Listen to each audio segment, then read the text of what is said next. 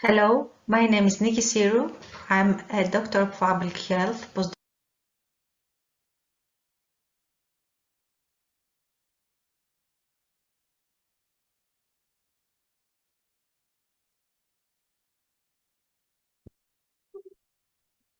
Okay, we will continue with the session, and the next speaker, Ioannis Adamopoulos, that talk about the global climate crisis and the association with environmental risk, stress impact on occupational safety, health, and hygiene. Please, Ioannis, the floor is yours. Hello, my name is Niki Syrou. I'm a doctor of public health, postdoctoral researcher, and laboratory teaching staff at the Smart Lab in the Department of Physical Education and Sports Science at the University of Thessaly. The presentation I'm going to present to you is the global climate crisis is associated with environmental risks and health stress impacts on occupational safety, health, and hygiene. The climate crisis represents one of the most pressing issues today. It leads to profound changes in environmental conditions. Consequently, these changes dramatically impact on occupational health and safety. Understanding these dynamics is essential for protecting workers. Research indicates that rising temperatures correlate with increased health risks. Heat stress has become a prominent concern in various industries, and its effects compound with other environmental risks. These include air pollution, water scarcity, and extreme weather events. This study aims to present a comprehensive review of the concerns surrounding occupational safety in the context of climate change. It also focuses on the development of a framework for the identification of how climate change and the climate crisis could impact the workplace environment, workers, and occupational mobility, mortality, and injury.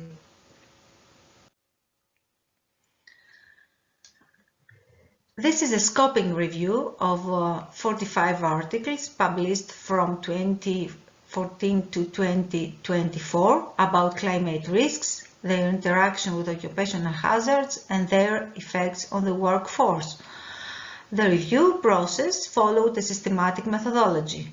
The authors searched multiple databases, including PubMed, Scopus, Web of Science, Google Scholar, Medline, and other databases. The keywords included were climate change, occupational safety, heat stress, and environmental risks. The inclusion criteria of this review were the peer-reviewed articles focusing on occupational health, heat stress, and climate change, and articles in Greek. And articles in English language.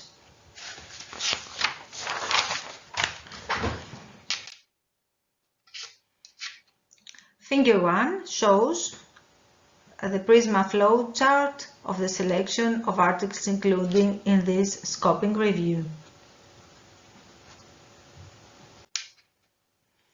The results of this perspective scoping review reveals the following critical insights. 8 categories of climate-related hazards were identified.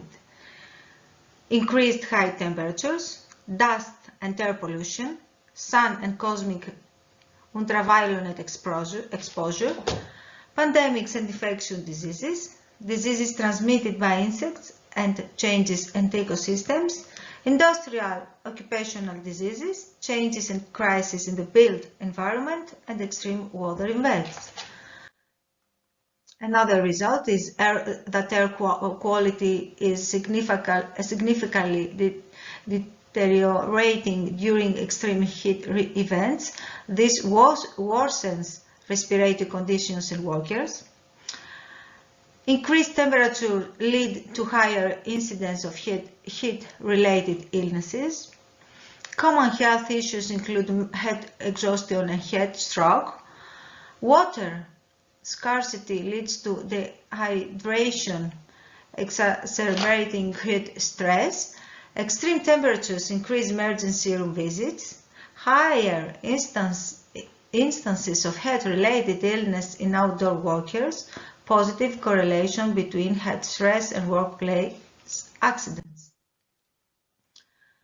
Figure 2 shows the global climate crisis regarding environmental risks and the impact of heat stress on occupational safety, health, and hygiene.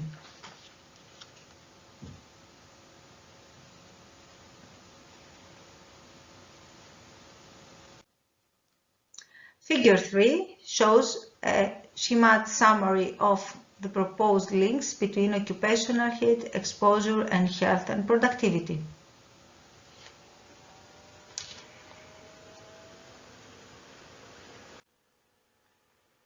The conclusions of this scoping review are climate change results in substantial rises in illness and death rates, primarily driven by extreme weather conditions and pollution.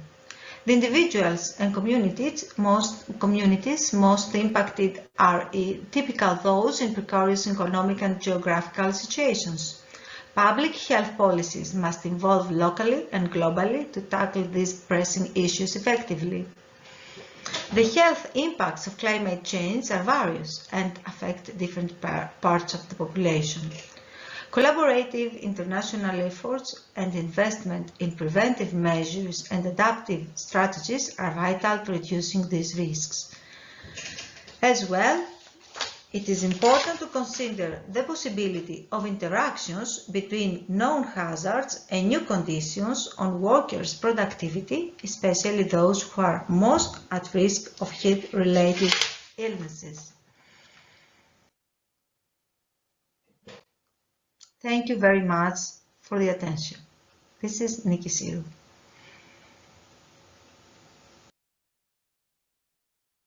Thank you, Ioannis. Very interesting presentation. And now the next speaker is Chiara Copat, and I have the pleasure to present this Spawn React research of my research group in Catania University to talk about her project and project on microalgae solution for decarbonization of the atmosphere and for to make some medical products for cancer therapy. So, Chiara, the floor is yours. Excuse me, dear committee organization of the conference, I must to notice that the presentation below was presented by Dr. Niki Syrou and present all the research team. My greetings for all the conference, Occupational Safety and Health Committee and organizing and scientific community. I wish with all my heart best regards and best wishes for next days. Thank you. Thank you very much, Dr. Adamopoulos. Thank you for clarifying. So let's give the floor to Dr. Chiara Copat. Please, the floor is yours. You can share the screen. Okay. Good morning. Good morning, everyone.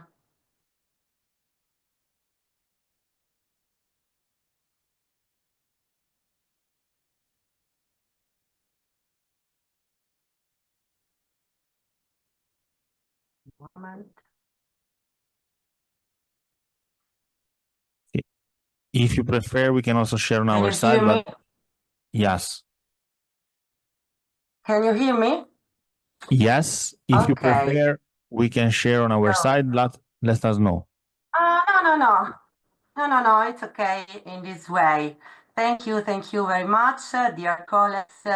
One conference, I would like to start by sending you all my warmest greetings and a big huge because I can be here today at the conference. The title of my presentation is the Microalgae Hematococcus pluvialis in the energy transition from decarbonization to the production of bioactive substances applicable in the preventive medicine. I want to introduce by saying that algae, and in particular microalgae, are a fundamental component of the vegetation of the marine ecosystems, because thanks to their photosynthesis,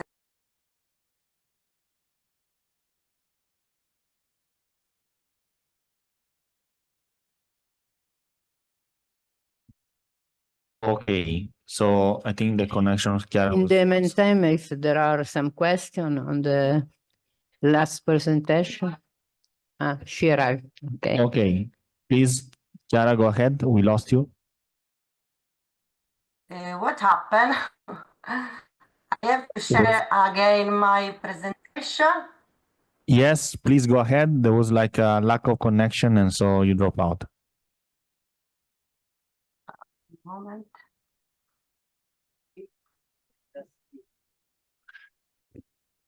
Chiara, is okay if we can? Okay.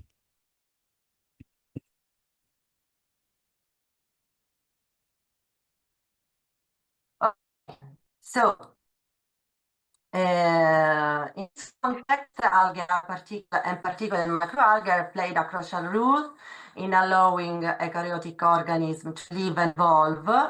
They not only represent a sustainable and renewable source of raw material, but also offer numerous health benefits for humans, offering innovative solutions in the field of preventive medicine. Due to their adaptability and nutrient-rich profile, microalgae are utilized across numerous industrial sectors, including pharmaceuticals, food, cosmetics, and Okay, it's okay. Okay. And also they can be applied in environmental remediation. Their application offers significant contribution to the green economy, making them a valuable resource in promoting health and well-being.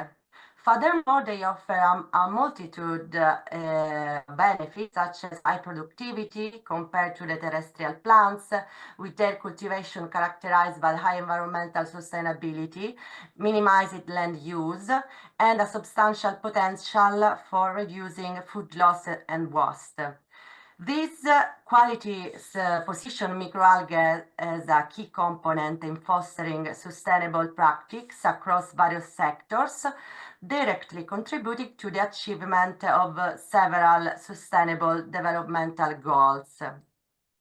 Our research focuses on the optimization of cell culture of Hematococcus pluvialis, developing a green extraction method on the recovery of active compounds to be used in the field of preventive medicine. Known for its high astaxanthin content, which is a potent antioxidant, Hematococcus pluvialis offers a great potential in this sector. We emphasize using environmental-friendly solvents to minimize the impact and ensure safety, aiming to identify the most efficient extraction conditions while following green chemistry principle for sustainable production. Hematococcus pluvialis is a species highly resilient and adapts well in various kind of waters, adjusting to rapid change in light, in temperature, and salt concentration. And it has evolved a cellular transformation strategy with distinct cell types to survive fluctuation environmental condition. In optimal environment, it displays a green vegetative phase, while in unfavorable environmental condition, it shifts to a red schist, marked by high carotenoid synthesis, especially astaxanthin. The first step of our research involved the optimization of culture growth parameter, where were done numerous modifications to the nutrient composition of the conventional B11 medium to enhance the overall growth and achieve the highest increase in biomass of the green phase. The second step instead involved including environmental stress condition by adding sodium chloride to the culture medium. This stress triggers the mechanism of hematococcus, effectively promoting the synthesis and accumulation of astaxanthin, thereby enhancing its overall production. This data shown in the graph on the slide represents the growth trend of the culture over the 70-day experiment. The culture was maintained in optimal environmental condition during the green phase to promote biomass increase, reaching a maximum growth rate of 6 grams per liter after 50 days. On the day 75, aliquots were collected and lyophilized, while the remaining vegetative phase was subjected to the sodium chloride-induced stress to enhance the production of astaxanthin. We performed the antioxidant activity in both culture, and the results showed a higher activity in the culture subjected to stress condition, confirming the expected outcome. The result obtained show the concentration of astaxanthin extracted by the using of bioethanol, a solvent with a low environmental impact and high efficiency. The results indicate an astaxanthin concentration of approximately 4,500 milligrams per gram in the red phase, which is 3 times higher than in the green phase. We also employed an extraction method with vegetable oils, for example, lycopene. However, actually it was not effective. The next step will be to attempt extraction using the supercritical carbon dioxide, which is one of the most green and efficient methods, allowing the extraction without toxic residues and ensuring a product of high purity and that is environmental friendly. In conclusion, advancing green extraction techniques within a biorefinery approach offer a great potential for the molecular characterization of bioactive substances, which is essential not only for preventive medicine, but also for numerous industrial applications. The use of green solvents is a key factor into this process, as it reduces the environmental impact while enhancing the efficiency and scalability of bioactive compounds recovery. By refining these methods, we contribute to industrial landscape that benefits both human health and environmental health, aligning with the global efforts to reduce our ecological footprint and meet the growing demand for innovative and eco-friendly products. In closing, I want to sincerely thank you, all of you, for the attention and for the opportunity to share my presentation today. I hope that the insights provided on green extraction and their potential have been valuable. I wish you all to continue success in your work and a fruitful continuation of this conference. Thank you again. Thank you again, Chiara. Thank you. I close my presentation. Thank you, Chiara. And now, if you have any question on the presentation of this first session, you can talk about. Okay.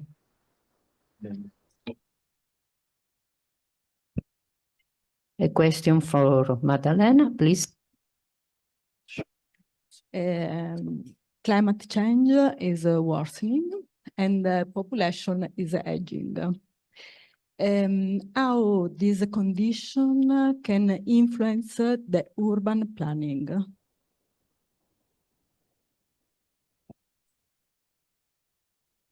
Thank you. Thank you very much.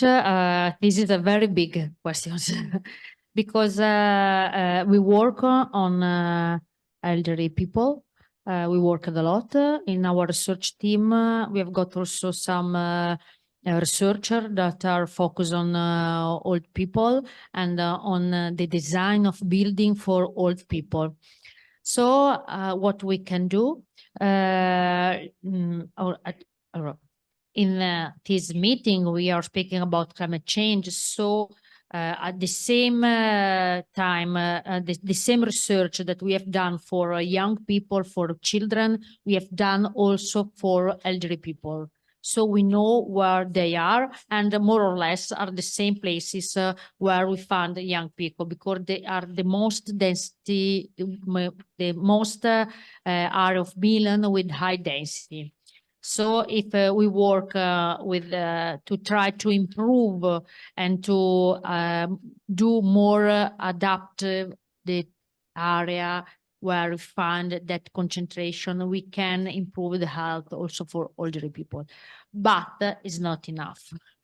It's not enough because, for example, we try to design a sort of list of indicator for urban health that is very good for elderly people, that's starting not from the design of the path, of the street, of the landmark, to try to do a design that is an universal design. So is good for old people, but also for all the other people, because we know that old people have got more or less some disability.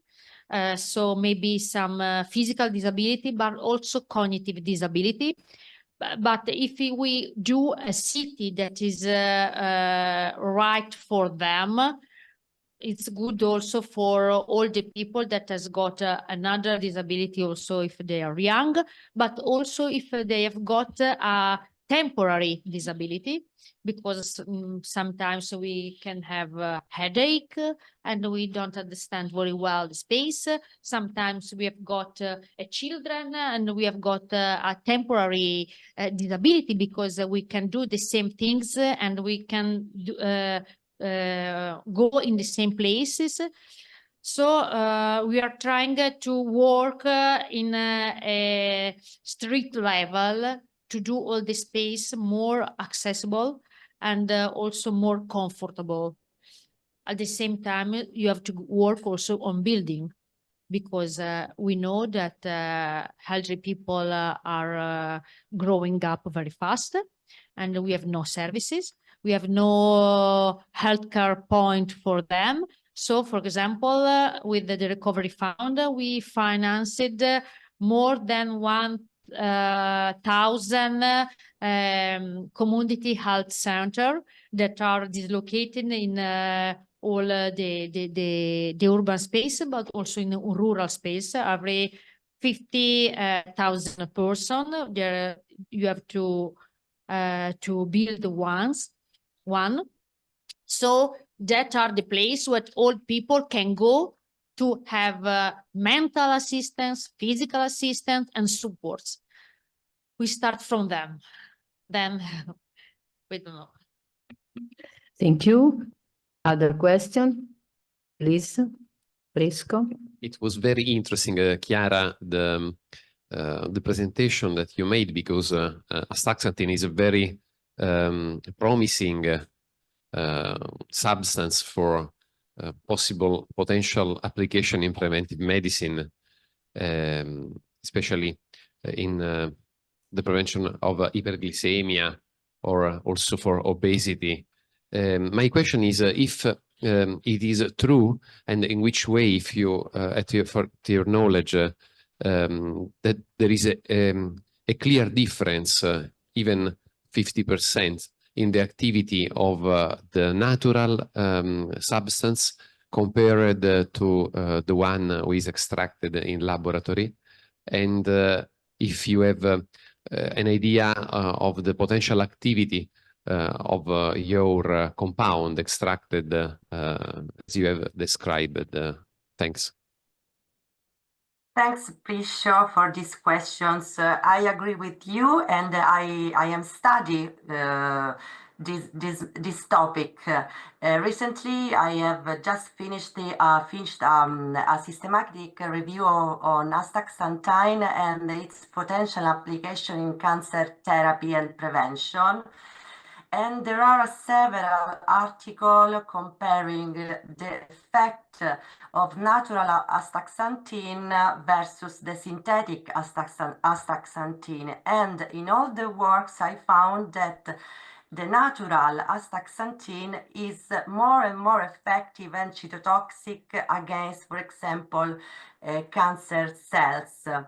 And in literature, there are also numerous studies that are trying to improve the bioavailability of natural astaxanthin, for example, by encapsulating it in nanoparticle, allowing it the delivery of this compound more directly. So at the moment, what I can say is that natural astaxanthin is very, very difficult to extract. But when you reach the extraction of astaxanthin, it is more and more effective than the synthetic. Thank you, Chiara. And other question for presentation of this morning? I have a question for the walkability index. So I know that you mentioned that you selected a couple indicators regarding what is considered walkable.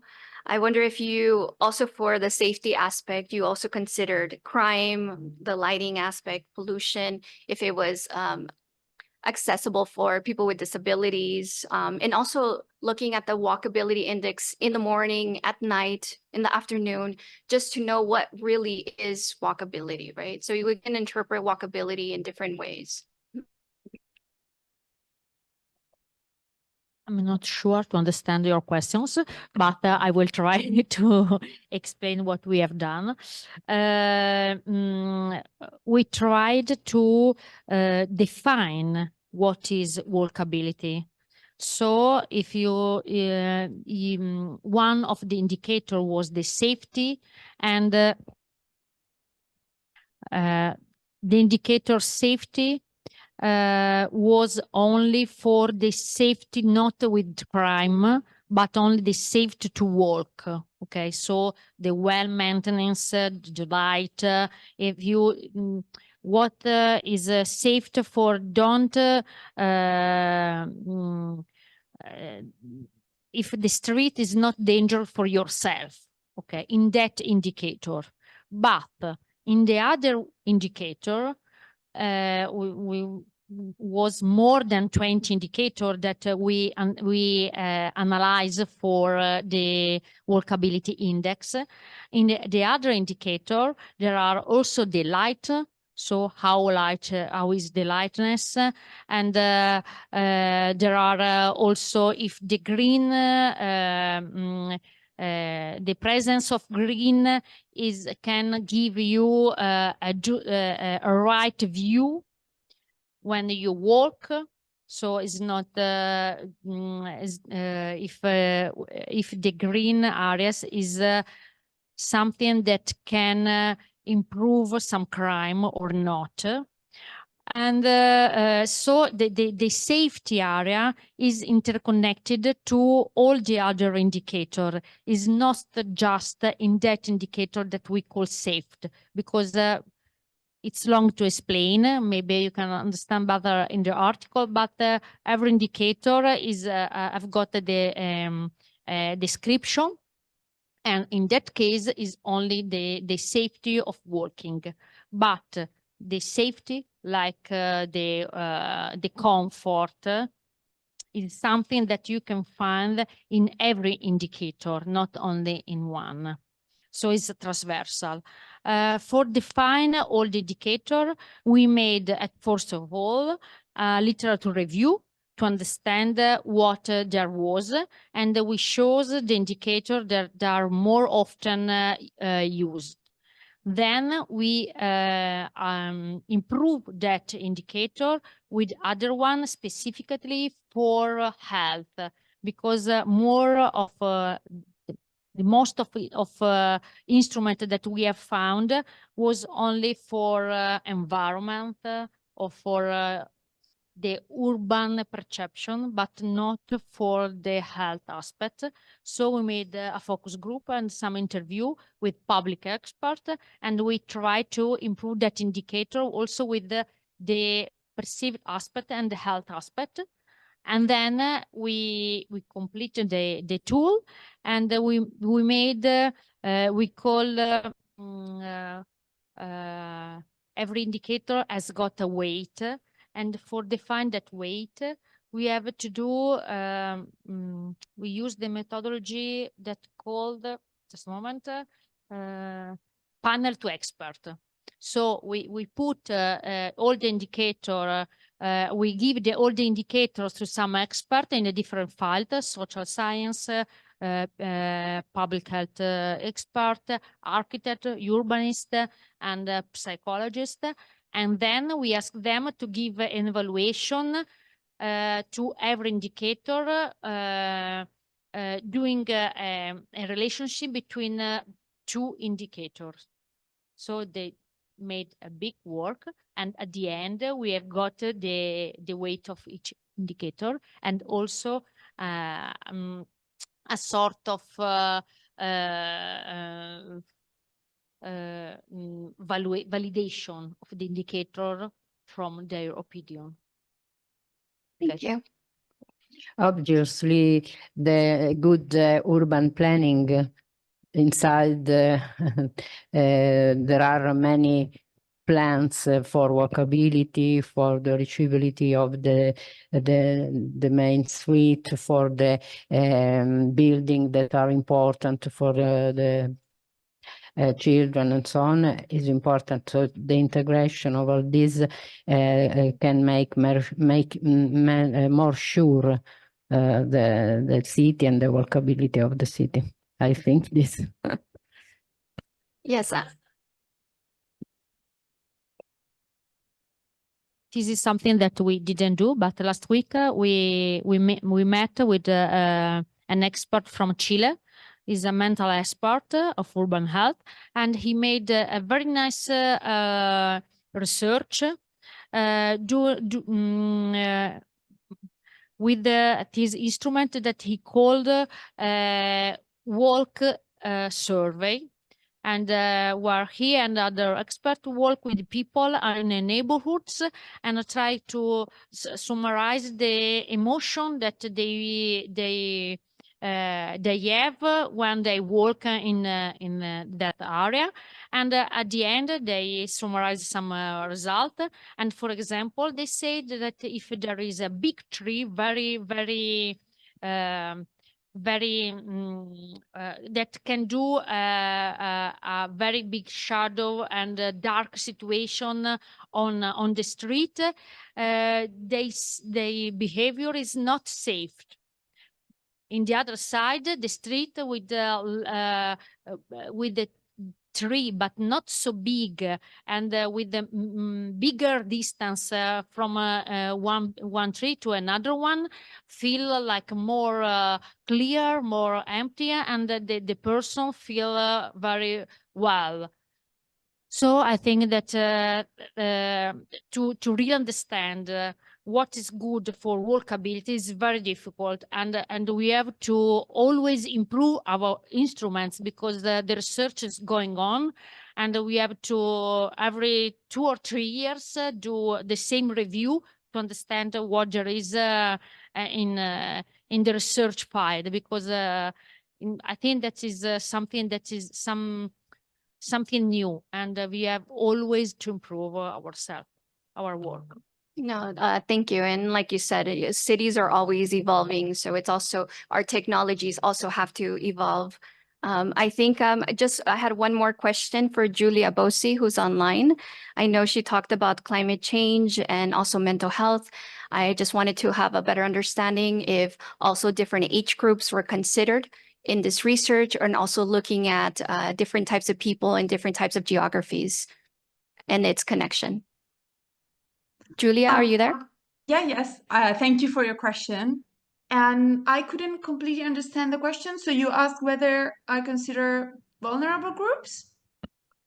When you analyzed the effects of climate change with mental health, did you also look at different types of age groups and how they were affected, or looking at different geographies and how that could be influenced by the effects? Okay, thank you very much for your question. So I'm a lawyer, so I'm not a scientist. So when I look at the effect of climate change and mental health, I base my research on like academic papers in general. So I had like a general overview on the impact of climate change and mental health. So I'm not interested like in carry out myself like an empirical research on that, because I'm more interested in the legal perspective. But yeah, generally speaking, when I carry out research, I try to include different kind of perspectives, especially when I look at judgments or applications. So I try to focus on the European context because, of course, this is the one that I know the most, but I try to include also other perspectives. So this is also a reason why I included a short reference, for example, to the Indonesian case, which is far away, but still I think it's important for us to know that in other parts of the world, in other regions, they're also dealing with the same thing. So yeah, this is my approach. Okay, thank you. Thank you. So I don't know if there are any other questions.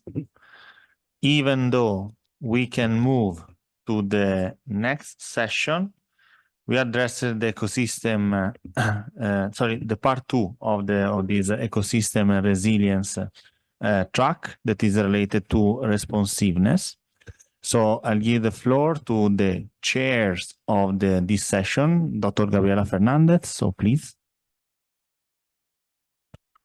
Thank you. So I think we have a lot of great, let's say, presenters. So I will introduce our next presenter, Carmen Sica and her team, on the topic of innovative method in microalgae processing for environmental and health applications. So whenever you are ready, we can pull up your presentation.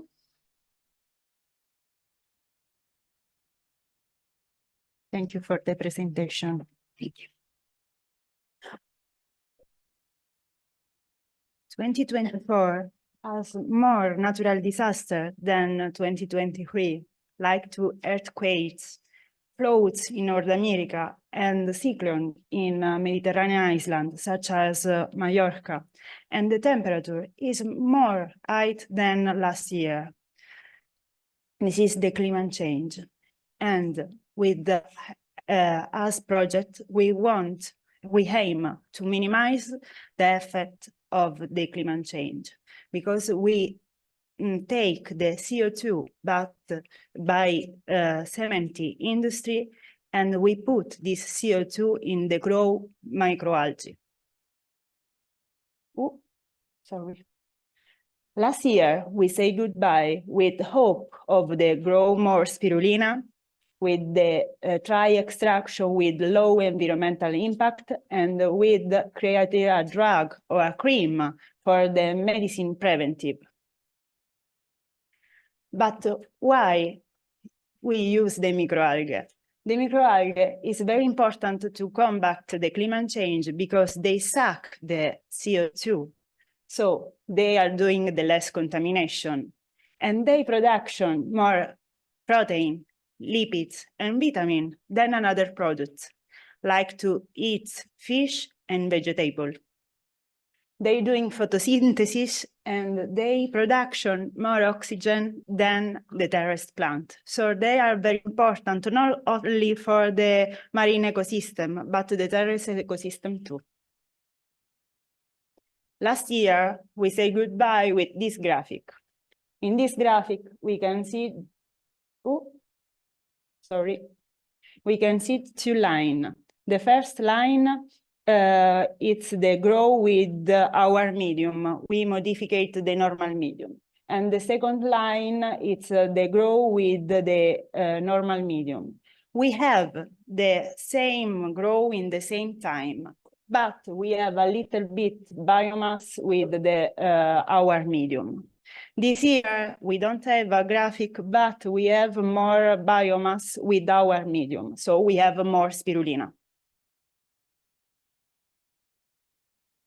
And this year, we have more grow of spirulina. And with this spirulina, we're doing the dry material. And with this dry material, we're doing the biorefinery extraction in University of Vigo.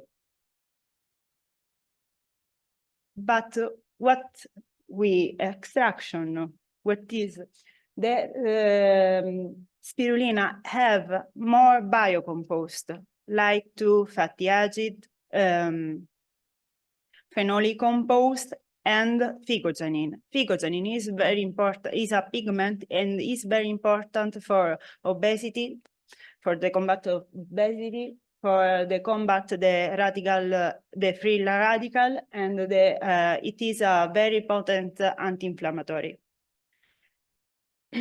For doing the extraction, we use two techniques. One technique with the microwave technique, so with the high temperature. And the second technique, we use the freeze-dry technique with the less temperature. But we use for the two techniques the different green solvent. But first of all, we use the chemistry solvent for doing the comparison of the green solvent and the chemistry solvent. So we put the spirulina dry, we put the spirulina dry in the tube or in the Falcon, and we have the pure phycogenin. And we doing a test. We did a test before the extraction and after the extraction. Before the extraction, we have the dry material, the normal dry material. And after that, we have the disruption of the dry material. And we have the blue color. So we have the phycogenin. After that, we're doing the calculation with the concentration with this rule. And we have with the two green solvent, this milligram of milliliter of extract of our microalga. We have 6 milligram with the one green solvent and 5 milligram of milliliter in the second solvent. But for understand better the difference of the green solvent, we understand better thank you this graphic. First of all, we can see the difference with the chemistry solvent, and we have the 7 milligram of milliliter with the freeze-dry technique. First of all, we can doing the difference with the freeze-dry technique and the microwave technique. With the microwave technique, we don't have nothing because the high temperature destroys the pigment. And so it's better the freeze-dry technique because the pigment is not destroyed. With the chemistry solvent, we have 7 milligram of 1 milliliter of extract, but it's chemistry solvent. And we use the different green solvent, but we don't talk about this because we want to doing a patent. But for us, it's better the first green solvent because we have the same milligram like to the chemistry solvent. It's the 6 milligram of milliliter. We choose this for two reasons. First of all, because the concentration is the same. And the second reason, because this green solvent is more eco-friendly than another green solvent. So in conclusion, with this phycogenin, the phycogenin is very important, would help fight free radical, contact lipid oxidation, and would have an anti-inflammatory effect. In the future, we want doing the test, the in vitro, the toxicology test with the in vitro and in vivo test.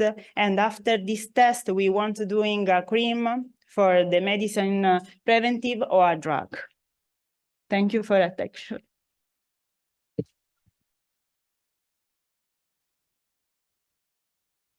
Okay, we will take questions after. So thank you again for joining us.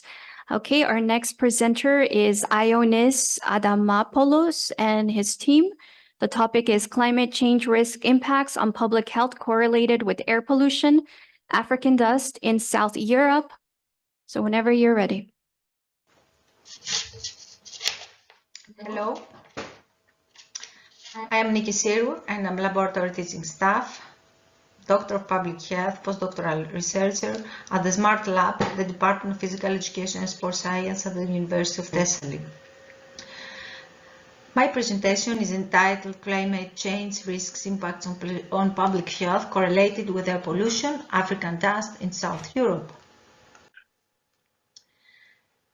Satellite data plays a crucial role in understanding vegetation health. The moderate resolution imaging spectroradiometer provides valuable insights using the normalized difference vegetation index. This index is vital for monitoring green cover and assessing ecosystems' health. It offers a lens through which we can examine the impact of air pollution and climate change on public health. Healthy vegetation absorbs carbon dioxide, producing oxygen and thus ensuring air quality. However, pollutants such as smoke, dust, and particulate matter can seriously impede this process. Thus, understanding vegetation stress through MODIS analysis becomes essential.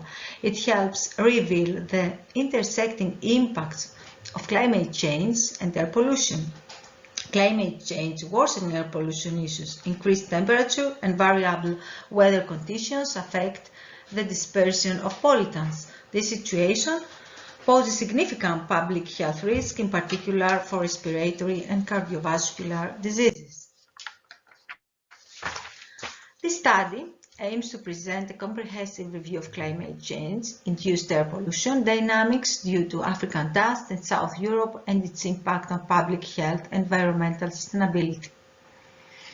It is a secondary research that involves the collection of existing data extracted from varied data files and databases such as Intergovernmental Panel of Climate Change, IPCC, the World Health Organization, WHO, and the National Aeronautics and Space Administration, NASA. Advanced models such as MODIS analysis and geographically weighted regression were used to assess air pollution. Geographically weighted regression assesses spatial variations in air pollution and helps identify pollution hotspots effectively. This method analyzes how different factors influence pollution levels across regions, yielding data vital for policy development.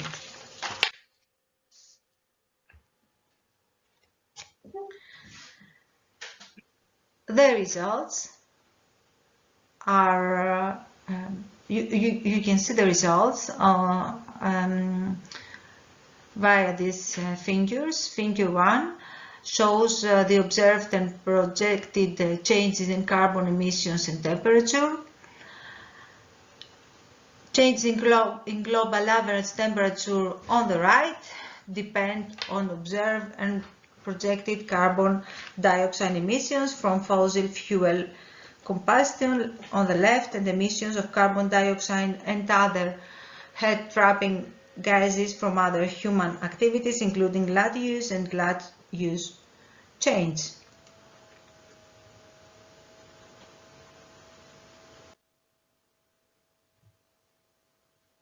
Figure 2 shows the suspended African dust in Southern Europe and concentrations of particulate matter. In particular, the transport of airborne dust from the sands of the African Sahara Desert to Southern Europe cause increased concentrations of particulate matter, as you can see in this figure.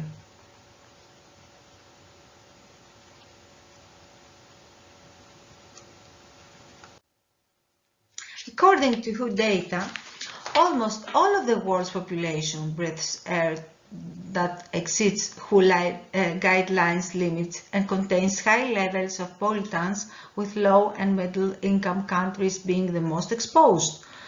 ABN outside air pollution in both urban and rural settings produces fine particulate matter which causes strokes, heart disease, lung cancer, and acute and chronic respiratory disorders. Furthermore, around 2.6 billion people are exposed to unhealthy levels of home air pollution as a result of the use of polluting open fires or rudimentary stoves for cooking that run on kerosene, biomass, wood, animal drug, and agricultural waste and coal. A subtype of particulate matter, fine particulate matter, is 30 times finer than a human hair. It can be breathed deeply into lung tissue, causing major health consequences. The majority of health consequences from air pollution are caused by 2.5 particulate matters particles, as you can see in figure 3.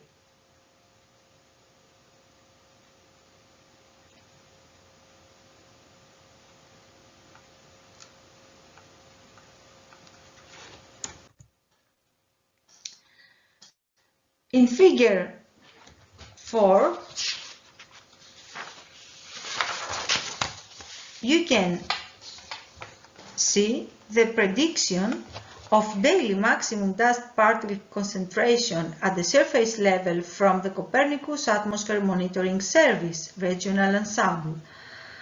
The forecast was initialized on 11 June and was valid for 13 June 2024.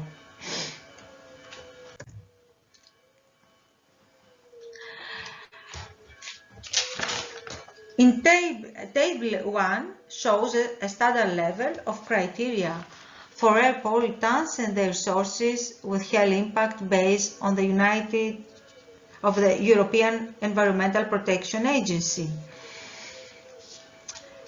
In column 5, you can see the health impact target organs that air pollutants cause damages. The damages are caused from air pollutants are respiratory and cardiovascular diseases, central nervous system and reproductive dysfunctions, cancer, respiratory and cardiovascular dysfunctions, eye irritation, damage to liver, lung, spleen, and blood.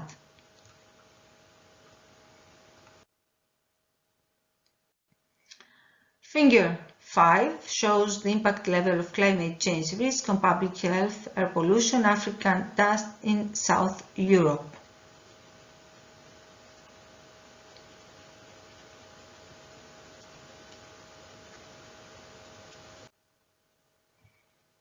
The conclusions of this study, of this research study, are the following. Moody's analysis highlights the interaction between climate change, air pollution, and public health, emphasizing the importance of preserving vegetation and promoting integrated environmental management. The results highlight the significant public health risk posed by climate change-related air pollution and African dust in Southern Europe. The results indicate a significant correlation between increased level of air pollution exacerbated by climate change and adverse health outcomes in the region of Southern Europe. The increasing levels of particulate matter and nitrogen dioxide, coupled with more frequent African dust events, are contributing to higher rates of respiratory and cardiovascular diseases. These findings align with existing literature, emphasizing the need for comprehensive strategies to improve air quality and protect public health in the face of ongoing climate change. The implications for public health and environmental sustainability through geographically weighted regression modeling and moderate resolution imaging spectroradiometer analysis controlling air pollution is crucial from reducing climate crisis, safeguarding public health, and maintaining ecosystem sustainability. Proactive steps such as implementing clean energy technologies and enforcing strict pollution regulations are necessary to protect public health. Taking action is crucial to addressing these global challenges and creating a cleaner, healthier future for future generations, underscoring the need for climate justice commitment. Thank you very much for the attention. This is Niki Syrou.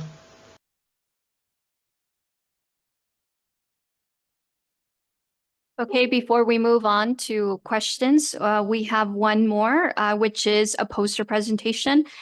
So if we have Miguel Ángel González Moreno and his team, he will be presenting along with his team the Working Together Against Vectors as a Measure of Adaptation to Climate Change in Navarre, Spain. So whenever you're ready. Is any of the presenter online? Please open the microphone and speak, please.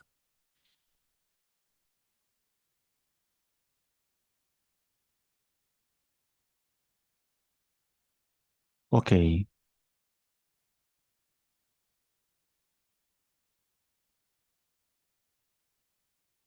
If no other presenters is online, so we can move ahead, going with, we can say, the keynote of the session that for time reason we put at the end.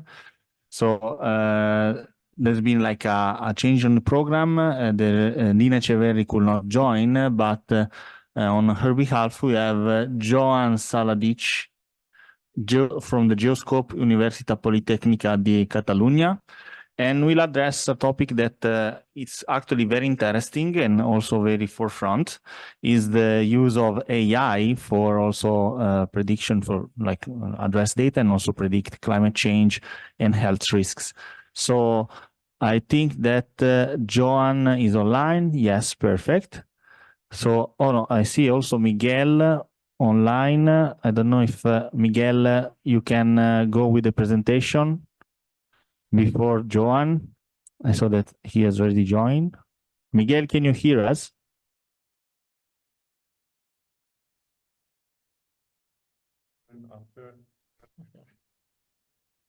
Okay, if you want to go with your presentation, I can share the screen for you and you can just guide me on the slides.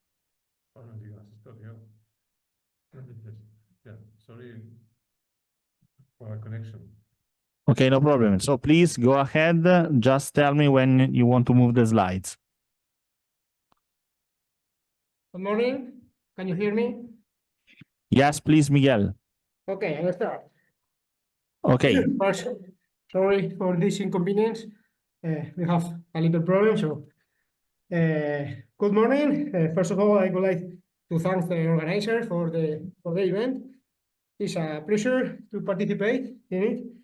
So the presentation that I'm going to share with you, so you saw how are working together against vector as a measure of adaptation to climate change in our region. So next slide, please. Navarre is a region in the north of Spain, and talking to the middle of the last decade, a group of professionals began altruistically to work on vector detection. This group basically served to share information and knowledge on this subject. In 2018, the regional governments approved the Navarre climate change roadmap called CLINA, and since then it's being implemented and covers both mitigation and adaptation measures. At the same time, the Life Adapta project was approached. In this first integrated European project on adaptation to climate change in a region of the European Union, and contributes to the implementation of the adaptation measures of the climate change roadmap. Amongst the project actions, you can see all the work package on the right on this slide. There are 2 work packages in which activities related to vectors are developed. In work package 4, agricultural livestock, there is the action of vector in livestock. And in work package 5, there are one related to human health. All this information is available on the website, so you can visit. Next slide, please. In this project, there is an important modification in 2020 with respect to the original version. This is the beginning of a new model with the creation of a working group in one of the livestock actions related to ticks. As you can also see in this image, the working group began to grow, including other vectors, such as the tiger mosquito, which was already being studied as a part of the project Human Health Actions.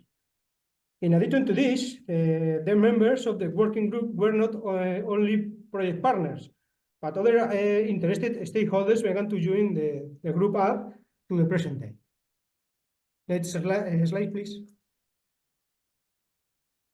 The results, talking about the results obtained with all of these agents or stakeholders have been to provide a One Health vision, which is increasing knowledge among the technical staff, improving surveillance and monitoring systems, optimizing the resources in some cases, and offer new issues to be studied under a cross-cutting point of view.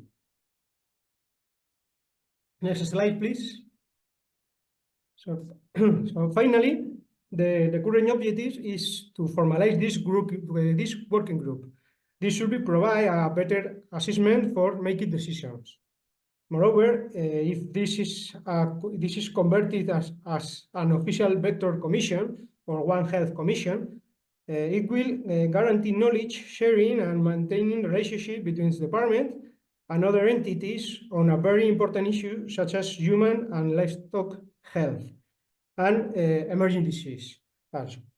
In addition, it might be to propose new European projects to work together as now and or expand synergies with other regions or stakeholders in the UE. So next slide, please. So that's all. Thank you very much for your attention. And if anyone has questions, please feel free to ask.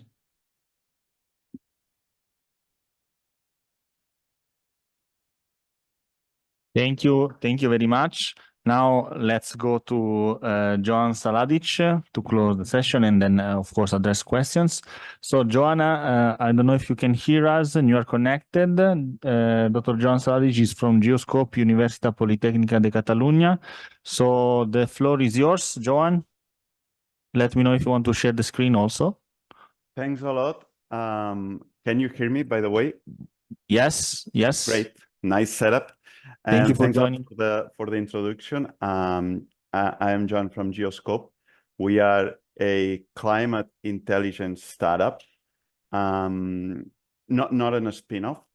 And well, initially we come from the private sector, from the industry. What we do is to help the industry, like renewable energy industry, agriculture, farmers, and so on, to adapt their decision-making into climate change. But after talking with one of your colleagues, we decided that it would be nice to be here for 2 things. And we were talking about, for instance, in terms of health, at least in Spain, Geoskope is a Spanish company. What we saw is that when we talk about climate change, people is not thinking about really adaptation, but about mitigation of the climate change. This is one of the topics that we would like to kind of rise. So I believe it's important to provide more awareness into the health sector about the benefits of adapting decision-making into future climate change impacts. And the good news is that there is also, and this is what I wanted to share, that there is already a benchmark that the health industry can follow. And as I can see here, you are all from different European organizations. You might have heard about the sustainable taxonomy and so on. So there are like a legal frameworks that could be interesting for the health sector to promote not only climate mitigation. Let's talk about reducing the scope 1, scope 2, scope 3 of GHG, greenhouse gases emissions, or recycling and so on. So not only about mitigating the climate change, but also about how will this expected rise of temperature impact on cardiovascular diseases, or how will the relative humidity impact on different chronic diseases. Let's talk about the pollen, for instance, that for sure will increase in most cities, and which will be the impact of this pollen into respiratory diseases. And we can answer to this nowadays following the standard or the common frameworks for climate adaptation that have been developed for the industry. But what we need to do is to apply it into health.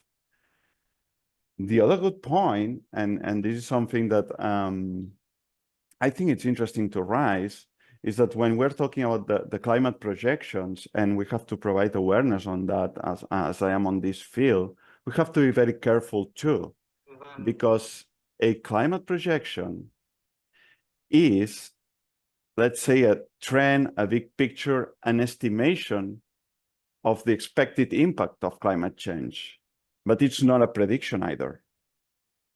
So when we make this climate adaptation process for whatever vulnerable, let's say, region or whatever vulnerable sector, we can talk about aging people, we can talk about young people, whatever vulnerable, let's say, group at a whole, we have to take into account that climate projections, so this data that we need to use for our adaptation process, might not be accurate for our purposes.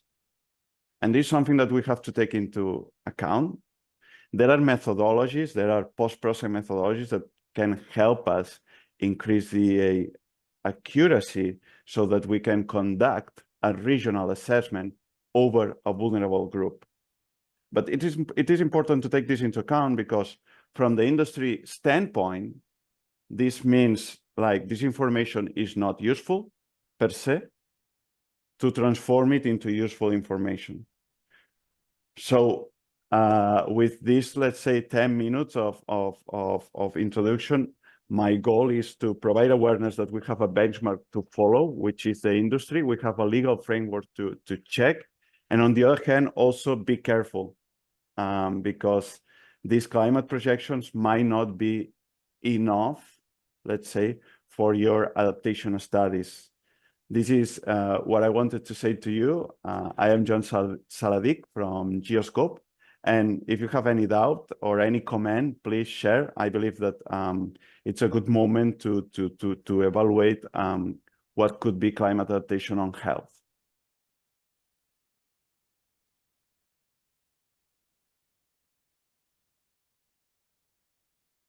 Okay, great. So I think we heard a lot of great presentations talking about, climate change, how it's impacting our health all around the world, right?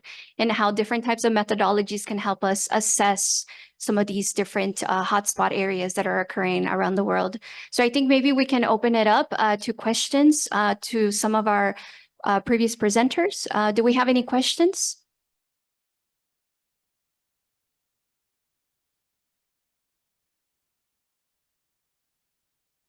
Or even if we have some questions online as well. Sure.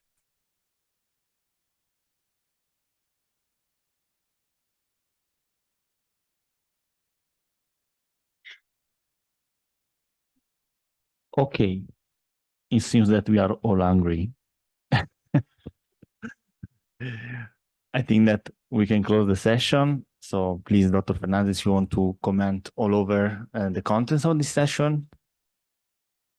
All right. Well, I think that we heard a lot of great presentations, and I think it really helps us understand that in order to develop policies that could really be impactful, we need to develop projects that are interdisciplinary, right? And so this is why we're here today, to figure out how we can collaborate, how to work together, how to develop, how to utilize different technologies that are out there in order to, let's say, make our projects successful. So thank you again for this great session. We will have a lunch break and we will return to the next portion. Dr. Vito, if you want to mention that. And 2:30. So there will be the second track related to community resilience and responsiveness, always here. So have a good meal. Let's see back at 2:30 here. Thank you very much. Thank you for our online presenters as well.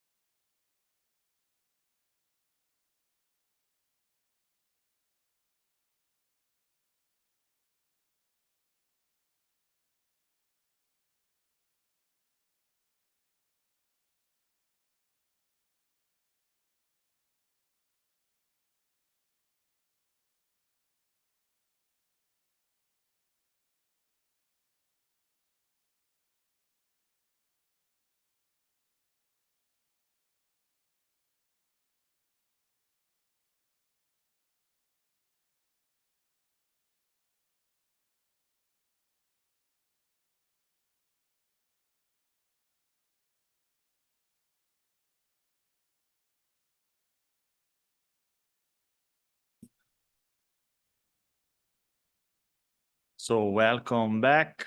So just a few seconds that we'll have. I hope that you had a nice meal. There was like fantastic restaurant here around. So really, we are very lucky this year from this amazing location. So we are starting again. So Prisco is here with me. I will stop sharing because I know that there are the keynotes connected. Let's see.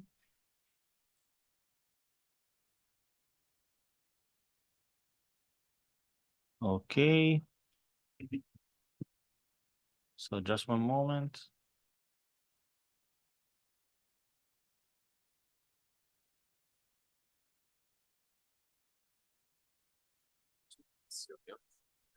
See, let's just want to message the keynotes that are not here.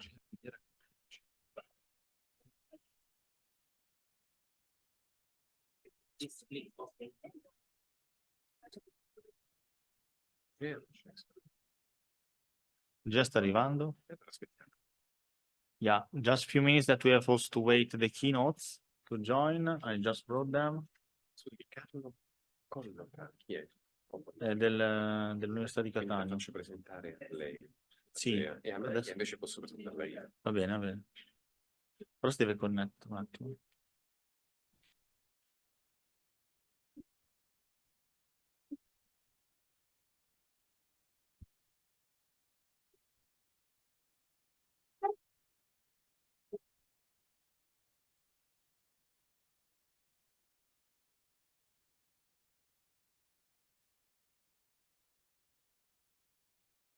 So just few minutes while we are waiting, we say something about this conference. Just few minutes while we are waiting, we say something about this conference for the new public who has come, just arrived. And so this is the third international One Health conference. So One Health is a term that you will listen to during your life a lot of time, maybe since now, which is a concept resuming the interdependence of human health and ecosystems. Okay, so human health, animal health, vegetal health, and marine health. All the ecosystems are related and influence human health. Okay. So this broad concept has been just shortened in this definition, One Health. Okay, here with me there is the organizer of these three conferences. The first one has been made in Catania. Yeah. And here we have some very important professors of University of Catania. They are just coming, I think. No. Yeah. You will see Professor Margherita Ferrante, who is the professor of public health at the University of Catania. And then we will have the assistant professor, Professor Oliveri Conti, here with me as a chair of the conference. So Domenico has organized the second one in Barcelona last year, the one that you missed. Because they were maybe thinking to come, the students here, and then they went, just the second class went to Barcelona to the conference of the HALDA, the International Agency for Local Democracies. So Domenico, do you want to say something more about the conference or the organizing entities of the bodies of the conference? Sure. Actually, One Health Conference has been a collaborative effort of several organizations. This collaboration is lasting till we can say the beginning of the edition of One Health. Surely the University of Catania, the Metabolism Cities Living Lab, SIMA, the Italian Society for Environmental Medicine, Campus Biomedico di Roma, ISDE, Mind, Milano Innovation District, SOXA, that is the Sociedad Catalana de Medicina Ambiental, de Salud Ambiental, and also other partners. As you can see also from the program, this year I also joined the Institute for Global Health and Emergency Response, the Global Pandemic Network, and the Institute for Circular Economy here at APLO. So these are the organizing partners, but there are also several supporting partners. These supporting partners are helping us, especially in the phase of dissemination of this initiative. And so we can mention ISBEM, we can mention the Italian Institute for Planetary Health, we can mention Comitato Mesania per la Ricerca, Plastic Free, Istituto di Ricerche Farmacologiche Mario Negri, the Mediterranean and Middle East University Network Agreement, CIRAM, Planet Health Innovation Network, and other many. You can find them on our website. And so I take the chance in this moment to thank everyone that has led this conference possible, the organization, and also the supporting partner. Without them, this project, this idea that have risen at least 4 years ago, 3-4 years ago, could not have place and could not have spread the information and the very important focus on the topic of One Health that we are having today. So, I will ask you a big applause to the organizing and supporting organization. So thank you very much to them.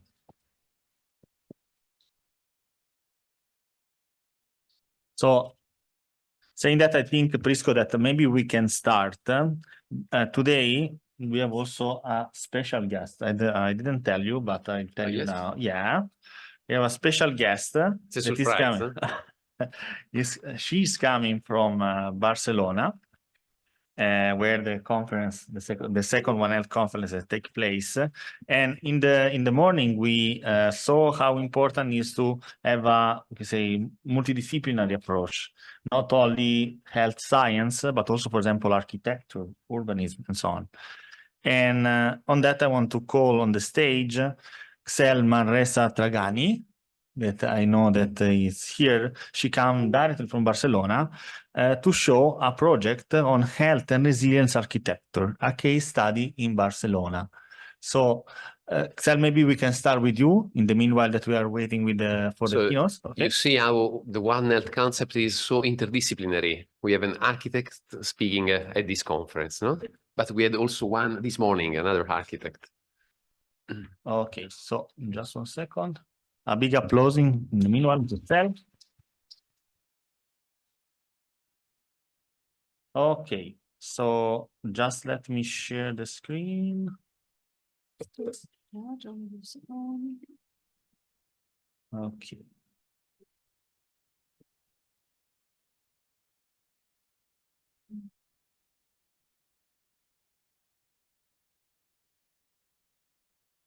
Okay.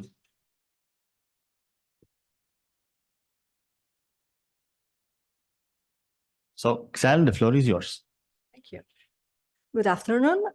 Before presenting the case study, I would like to make 2 brief introductions. The first one is my own introduction, because yes, as you can see, I am an architect.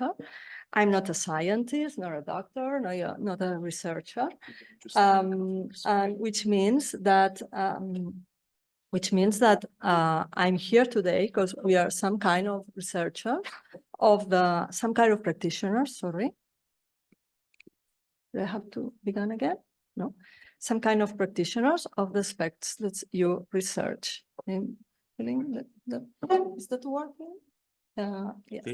Please use the microphone, please. Use the microphone. Microphone? Yes. Are you hearing me? You have to be heard clearly. Perfect. Sorry. As I said before, I am an architect. I'm not a scientist or a doctor. I am here, which means that I am a kind of practitioner of the things that most of you are researching. I am saying we because I am here representing the architecture firm MIBMARI. We've been working from Ibiza and Barcelona from the last 20 years, offering resilient solutions for complex projects, always with a Mediterranean And it's the way, always with a Mediterranean perspective. We are Mediterraneans, we can help it, and focusing on people's well-being and respect for the environment. The second introduction I would like to make is to focus on the relationship between architecture and health. It's now been established that the environment in which we live has as much, if not more, influence than genetics on our state of health. It is estimated that in general, people spend more than 90% of our time in artificially created environments, our residence, our workplace, our schools. Therefore, there's a close relationship between our health and the construction and materiality of this built environment. Okay, the set of environmental factors to which we are exposed is called the exposome, and it's divided into 3 areas. We are focused on the external exposome, which is the one that has to do with the built environment, buildings, pollution, green spaces, noise, lighting. The way in which this built environment is solved will benefit or not our health condition. And now we're ready to go to the subject. The case study that I present is in the Poblano neighborhood in Barcelona, at the red mark of there, at the top there. It's the refurbishment of our own offices, which are in the Palo Alto complex.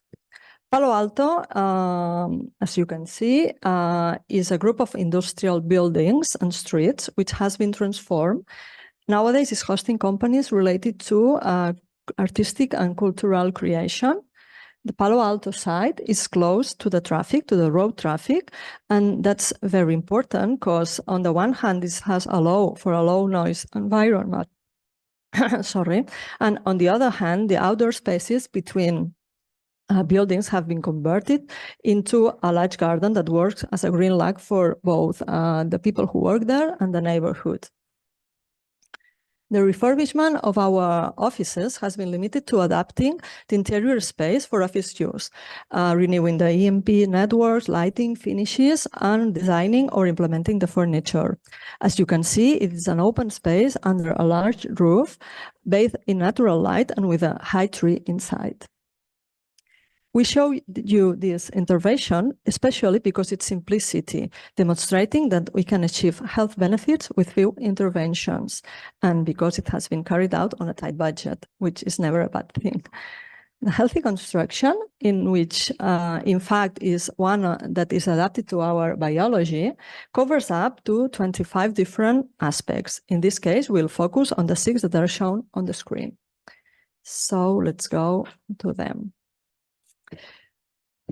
The first one. We live surrounded by a sea of natural energies and radiations from the sun, the cosmos, and the earth, and we are adapted to them. Since time immemorial, most of the species have looked for undisturbed areas to rest. These disturbances modifies the frequency of natural magnetic and radioactive radiations and may be susceptible to affect our biological balance. As we are concerned about this aspect, we wanted to check if the workspace was affected by any disturbance. The whole team did a practice with rods, like the one used by dozers, to check how we can all detect the presence of telluric disturbance. It's just a matter of practice, believe me. But however, for the more spectacle, there are also devices that measures them. As a result of this study, we were able to see how a space is grows by 3 disturbances, some underwater currents, and some faults. The position of these elements made us rethink our initial distribution ideas to move the workstation away from these elements, as we spend many hours a day in them. In addition to natural and magnetic radioactive fields, we are nowadays surrounded by artificial electromagnetic and radioactive fields. Electrical wiring, household appliances, computers, sockets and switches, toys, electric blankets, battery chargers, some kind of bulbs. All these elements generate electromagnetic fields. Artificial electromagnetic fields have different frequencies from their natural ones. Therefore, and to simplify, our bodies are not designed to coexist with them. On the other hand, people are also electricity, and the human body is highly conductive, as we are 75% water. Therefore, any external electrical stimulus interacts with our own electricity, which, depending on the dose, can generate serial health effects. In an office where you spend a large part of the day working with computers and electrical equipment, it is particularly important to control the intensity of electromagnetic fields. In the refurbishment of our office, we have completely renovated the electrical installation to ensure that the fields are at acceptable levels for health. Firstly, we have checked the earthing system to ensure that it is enough to divert the field generated by the installation. Secondly, we've used shielded wiring, which has also been routed to the floor. And finally, the connection to the computers, screens, lighting fixtures, and so on have all been made with shielded components, including the table lamps of each desk, which link us to the next point.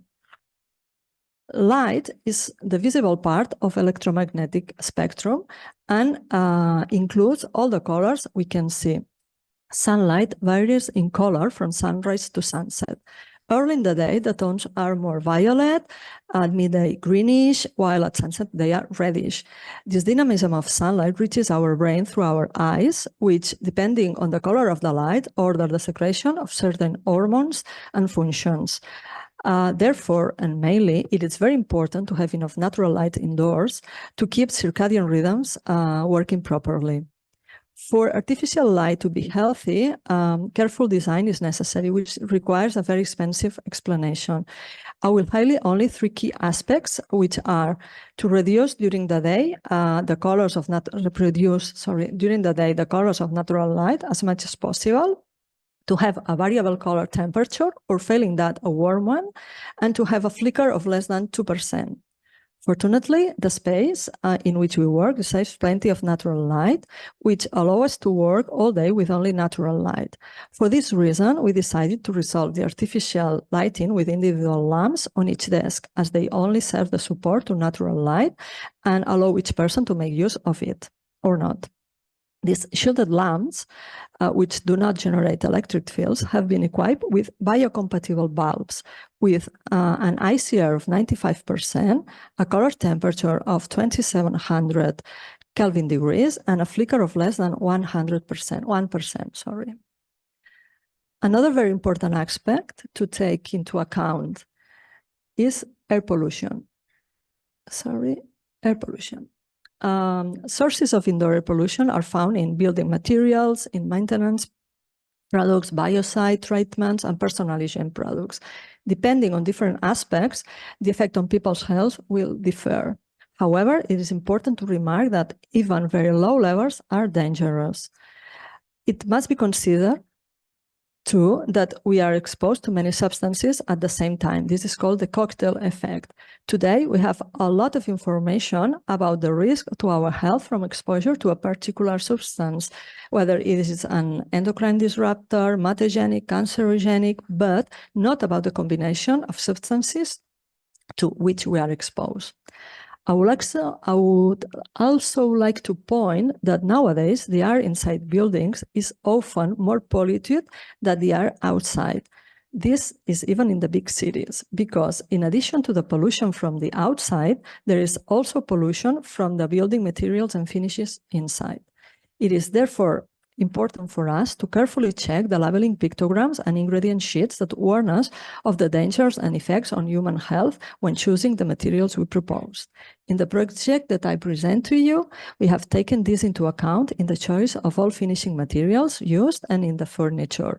For example, the 3-layer wood board on the desk, which has an E1 classification that guarantees minimal formaldehyde emissions.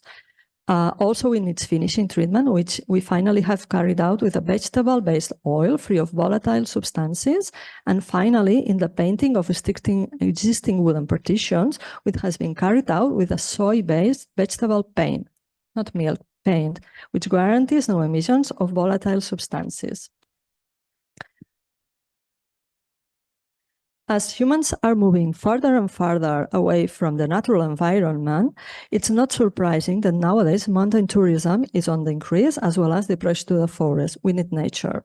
Clearly, a building or a city cannot reproduce 100% of nature, but it's important to introduce as much vegetation and water as possible. Fortunately, our office, besides being settled among the Palo Alto's gardens, enjoys a ficus tree that was planted about 25 years ago. Today, that small domestic ficus has become a tree that feeds on underground water. The one of the disturbances I told you before that feeds the tree. And this tree climbs up to the sky of the roof in search of natural light. The ficus is very present in our workspace. It provides us shade from the sunlight that enters through the skylight. It purifies volatile organic components. The leaves that fall to the ground generate a vegetal ground cover, and its presence connects us with nature, even inside the building. We have also chosen diverse types of plants, some because the team members like them, others because they are part of the species that NASA has cataloged as air purifiers in the study it led in 1989 called Clean Air. The last aspect of applied bioconstruction guidelines that I'm presenting to you today has to do with ancestral practices that all cultures of the world have always applied in important and sacred buildings. The function of natural geometry, also called sacred geometry, is to order and balance a place while activating a state of consciousness in resonance with the space. He provides some kind of order. From the Parthenon nearby to the pyramids of Egypt, Chichen Itza in the Yucatan, or the Sagrada Familia in Barcelona, to give just a few examples, all of them respond to proportions, measurements, and orientations that have to do with natural geometry.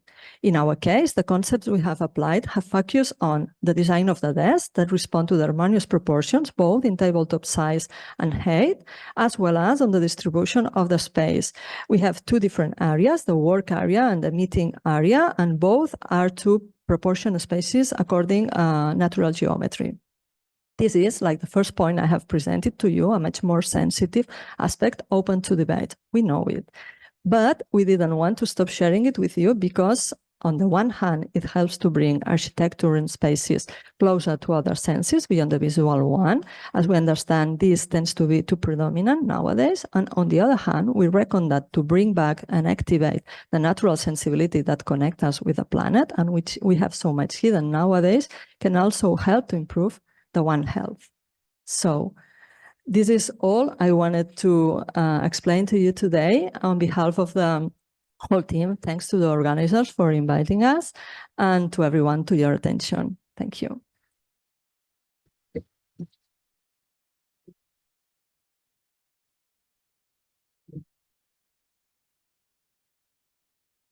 So thanks a lot. Thanks a lot for this lecture and interesting presentation. So you see how many topics are related to good health in indoor environments. So now I have to introduce No, we can go to Sierra Brands. Sierra Brands, who was making a presentation, partnering to advance community resilience, educating youth using a One Health lens. So you are in the right place, educating youth.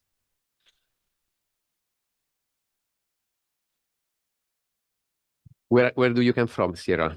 Which institution? I come from the Environmental Protection Agency. Sorry? The Environmental Protection Agency in the United States. Of the United States. So the EPA, the Environmental Protection Agency of the United States.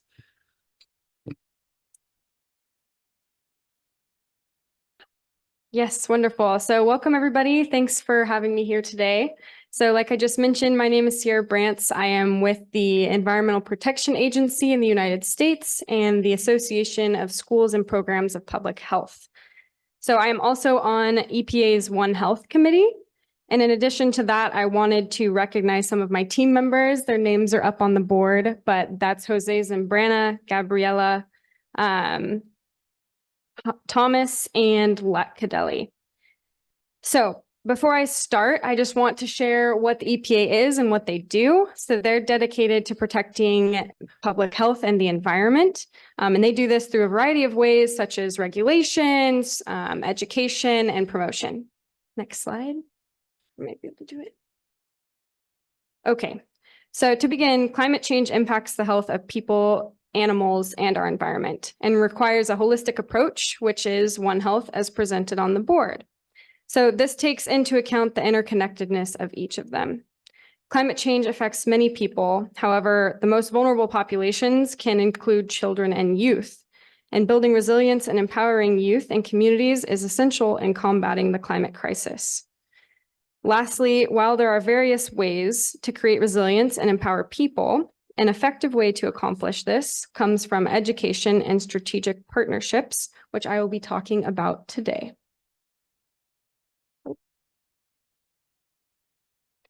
So first, in addressing the interconnected challenges. So climate change ranges from affecting things such as habitats to creating additional pollution, to spreading communicable and vector-borne diseases, to creating anxiety and stress in people, from natural disasters, to flooding, to wildfires, to landslides, to a variety of things that we can see today.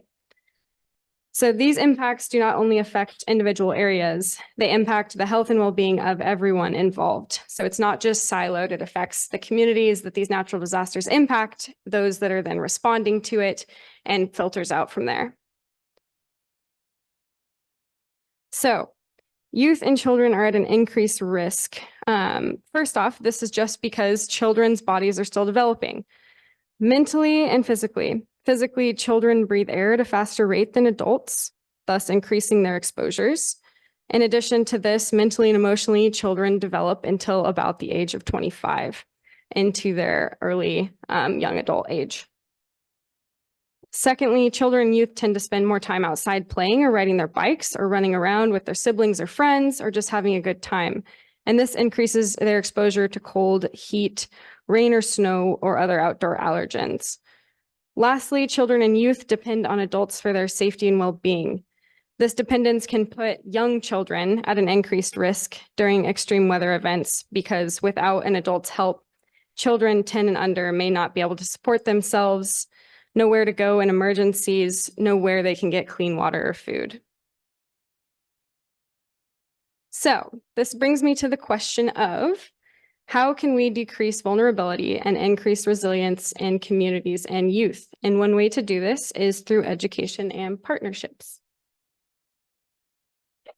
So first I want to talk about education, and education plays an important role in responding to climate change. The World Bank put out a report, Choosing Our Future, Education for Climate Action, which shows the important role education plays in combating misinformation and filling in knowledge gaps on climate change impacts and solutions. So education is great because it's adaptive to specific contexts and circumstances and allows you to adjust to a community or country's needs and wants that they are facing at that time. So what is being done? So from the EPA, we decided in an effort to promote environmental health protection and international sustainability, as well as increase the potential for job promotion, that we would start a partnership with the Peace Corps. And the mission of the Peace Corps is to promote world peace and friendship through community-based advances and solutions, as well as development. So this partnership is strategic. They're both US agencies, but it's strategic because it combines the Peace Corps' community knowledge and cultural awareness. They work in countries across the world and work with local community organizations with the EPA's technical expertise and resources that we have specific to climate change or other environmental issues. So this partnership aims to start a pilot project, which has begun about a couple months ago, to increase capacity and knowledge surrounding environmental and health aspects during Peace Corps workshops, where the Peace Corps volunteers and their local counterparts attend. So currently we are working with 9 countries with the Peace Corps, including the Western Balkan countries of Albania, North Macedonia, Montenegro, and Kosovo. So these workshops allow for various opportunities to provide expertise on topics such as health, air, water, One Health, and environmental regulation. This partnership also provides specialized technical assistance to local counterparts at the Peace Corps if they're working with schools or organizations or anybody else, and they have specific questions for us. We can direct them to specific resources that they can get back to their community. So, how does this engage youth? Oops.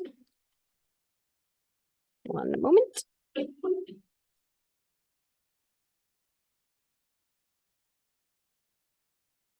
So specifically, it engages youth through, and sorry about the slides, it got a little wonky when I converted it, but specifically it's through Train the Trainer. So this is, we're going in and we're helping provide education on topics such as One Health or climate change or regulations to both the Peace Corps volunteers and their counterparts, and they're turning around and they're going back to their community and their organizations and anybody else, and they usually interact with youth in some way or form through sports education or schools.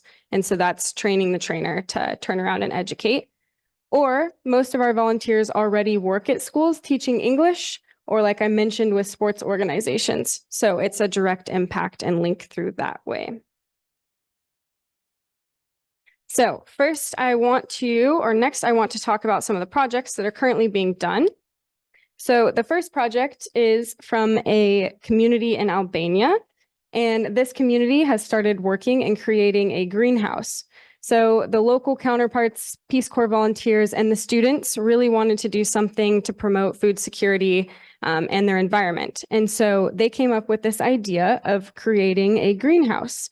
And they reached out and can reach out to us for any materials on starting to build it.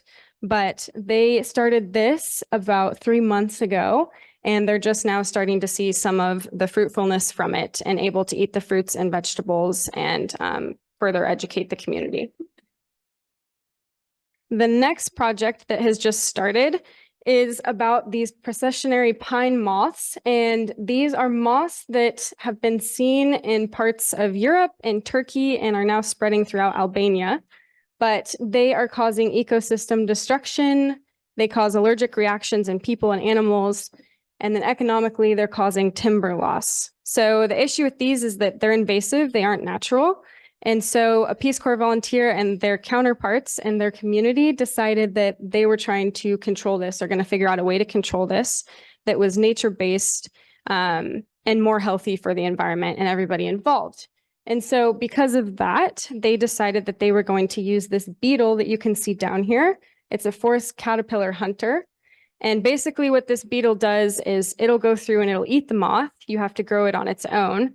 But it's not supposed to cause any harm like you would with pesticides, and it'll naturally control them. These moths used to be controlled, but now with the seasons warming and your winters not getting as cold, they're not dying off as rapidly as they used to. And lastly, for my conclusions, so building environmental health resiliency within youth and within schools is very important to tackling the climate crisis, just because you all are the next generation coming up, and we're going to need new ideas and bright minds to tackle it. So overall, the strategic partnership and education just allows this space, and it creates an area for this to happen. So thank you all. Thanks to you, Sierra. We are listening to different beautiful accents, as you see. Do you have any question for Sierra or for Cel, for our architect or for our expert from the Environmental Protection Agency of the US?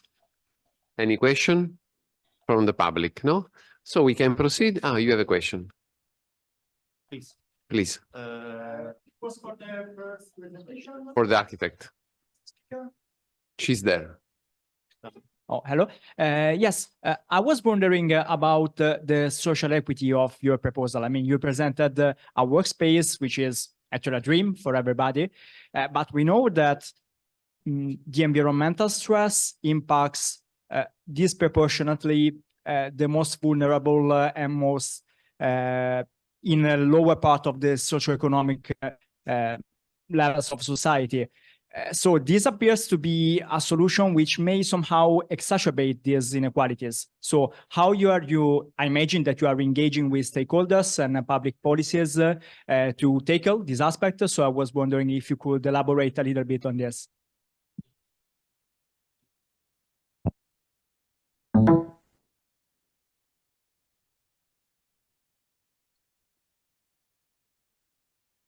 Hi, thank you for your question. We presented the refurbishment of our office because it's a very small project, because it's simplicity. But in fact, it's a very strange project in our office. We are usually focus our projects in social housing, in schools, public spaces, and offices. We are applying it in all the projects we can do it. Of course, we are not the ones who decide all. Sometimes our clients don't want to make some of the things we propose, but we are trying to do it in every project. And not everything has to make a budget more expensive. Not everything. The most important thing is to have it into account from the beginning of the project, and knowing every project, and because of its use, because of its situation, which are the key aspects. For instance, if you don't have much money to do anything, put your money on the paint of the walls, because there are a lot of paint on the walls. If you've got much money, then you can do other things. So it's just a matter of thinking about it and take it into account, not of the budget, not only of this. You're welcome.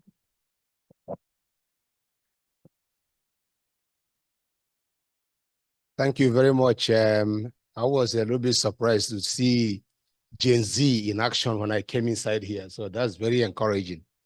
To the last speaker, unfortunately, I wasn't here when you started your presentation, but in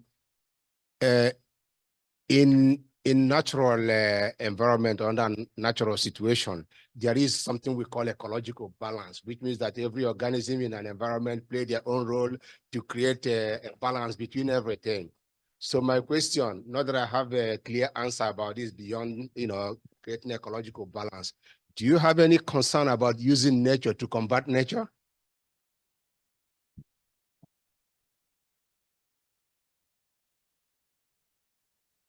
Yeah, so that was a bit of my concern with that to begin with. So it's been piloted in Turkey, and it's been used in the United States as well, that beetle specifically to combat moths.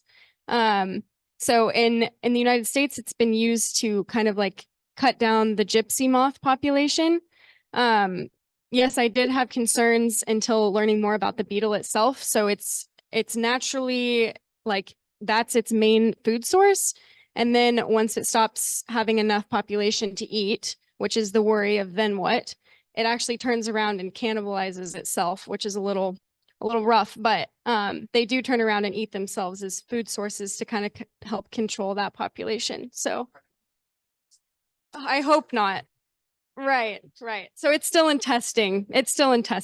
But yeah, that's not something necessarily that like the EPA has promoted. That's just a nature solution that they're working on at the University of Albania. So thanks a lot. Other question? No? Okay. Now I present Amalia Selaya, Resilience Advisor of United Nations International Organization for Migration and European Commission. Amalia, you are welcome. Thanks. Thank you. Thanks for the invitation. I am very glad to be with you. I am, as you see online, from indeed the space in which that Chell was explaining before me. So I am very glad to explain certain things about the planetary boundaries framework. That is the explanation I am going to try to give in 10 minutes. I am going to share screen. Let me know, please, if you see my screen. We can see. Okay.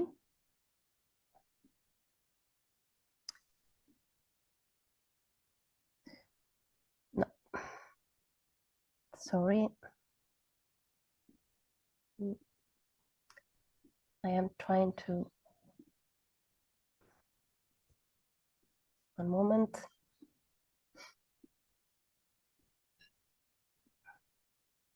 I am trying to see in full screen mode, but In the meanwhile, I have some. Tell me. No, I just want to say that we are really glad that Amalia is with us. Like Amalia is, as you hear, is like advisor for the United Nations and very involved in projects properly related to the cities, the urban environment, and the resilience. So it's a pleasure and an honor to have her here with us. Thank you very much, Amalia. The floor is yours. Yes, thanks. I hope you see now my screen properly. Yes, I think you can go full screen. So sorry, my presentation is not going to be very optimistic, but I will try to be very short in exchange.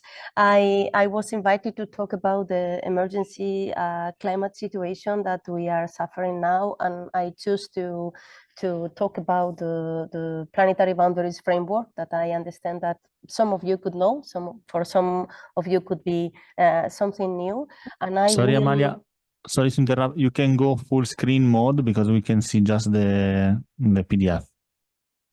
But I am in full screen in my screen at least. Okay, maybe you can share from Zoom the full screen, not just the window. Okay, let me see. Entire screen, share. Now it's better? Yes, perfect. Yeah. So as I was explaining, and sorry for this issue with the screen, I was invited to talk about the emergency situation as for climate crisis now. I choose to begin with this IPCC report. Is 2 years that this report was 3 years that this report was released, but this code red I think is more it's more important than ever. And I will talk about the planetary boundaries that I hope for some of you could be something new to learn, and for the ones that already know, I don't know if you know that also 2 years ago it was revised and updated. The planetary boundaries framework sets out precautionary boundaries for 9 critical processes about human-driven environmental change, and some of them, as you see, so in the screen you can see all these precautionary boundaries, and the ones that you see are in orange red are the ones that we have already passed through it. It's about, as you can see on the screen, stratospheric ozone depletion, aerosol loading, ocean acidification, biogeochemical flows, freshwater change, land system change, and biosphere integrity and climate change. And one of the new ones since 2 years, that is the novel entities. What I can add to this planetary boundaries framework that comes from the Stockholm Resilience Center, as you can also see on the screen, is my personal experience, because sadly, due to my work, I have seen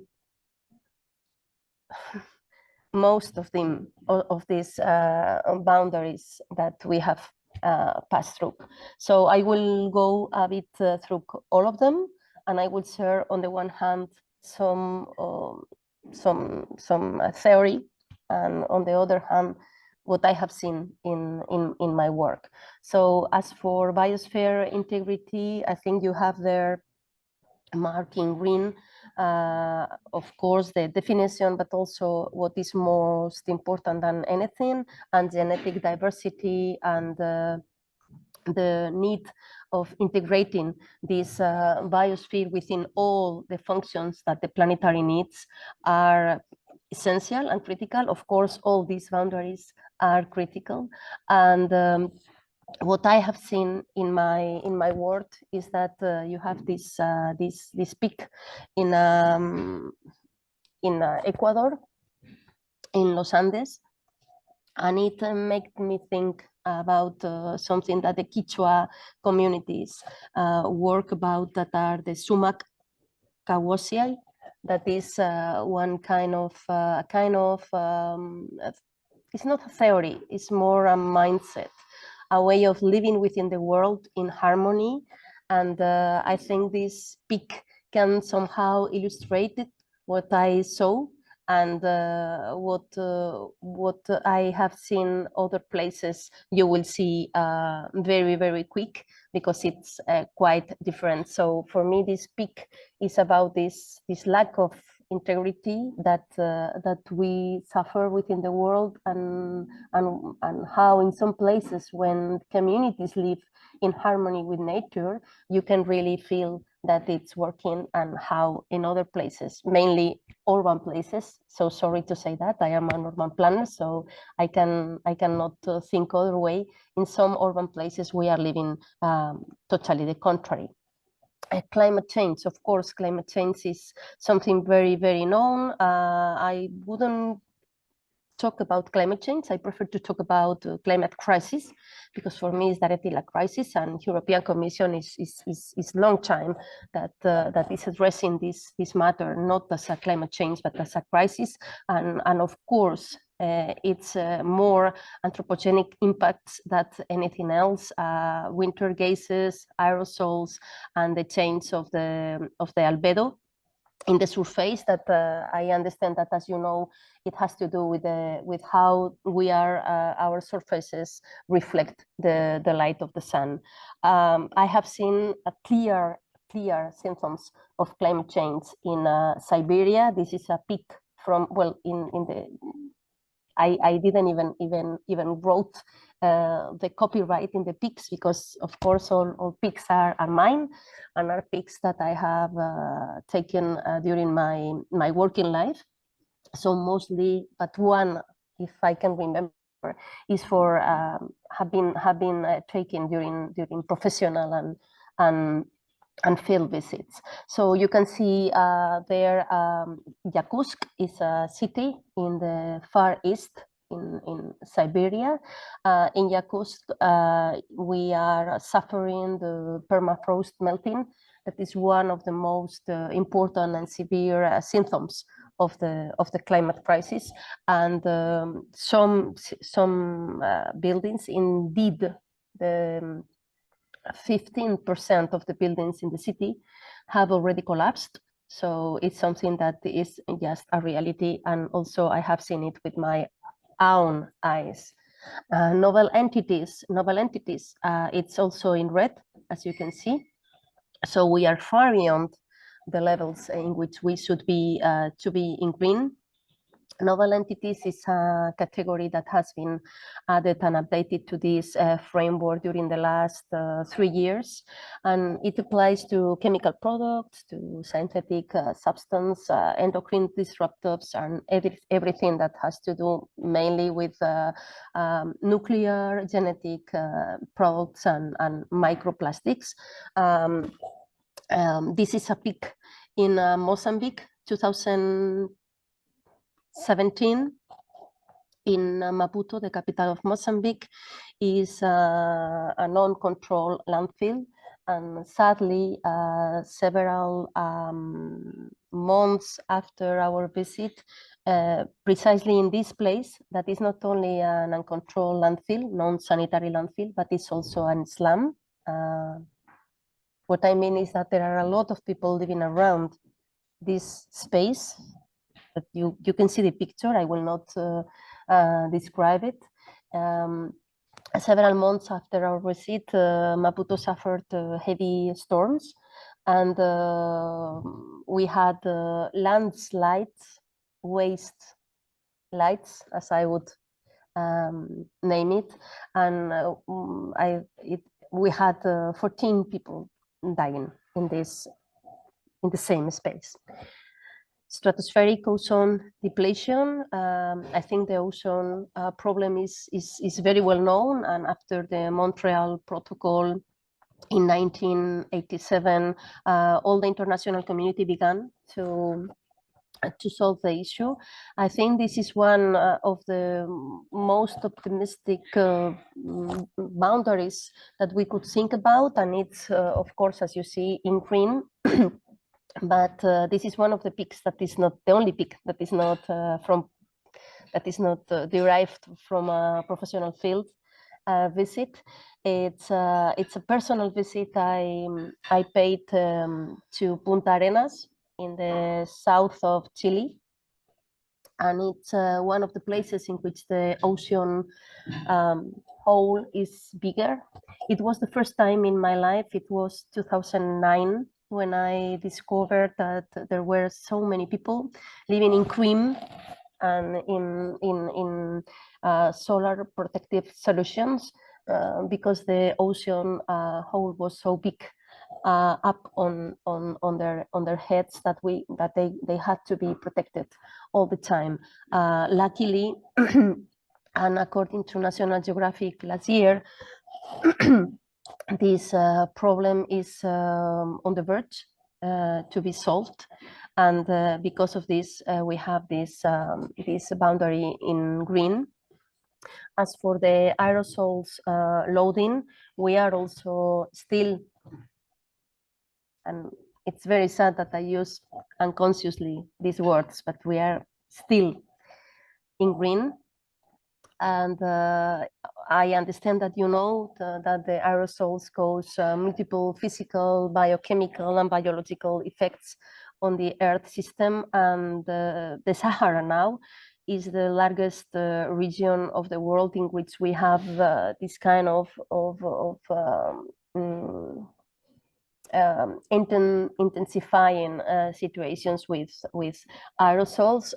This is a peak taken in 2022 in the south of Sudan. Of course, I am at that moment in a flying, and you can see that there are a lot of people and a lot of different types of urbanizations that are suffering from this intensification of aerosol loading in certain parts of the world, specifically and particularly in sub-Saharan places. Ocean acidification still. Again, I am using this word in green. So we have a high concentration of carbonate ions in the surface seawater, and well, you have there the name. So we are approximately an 81%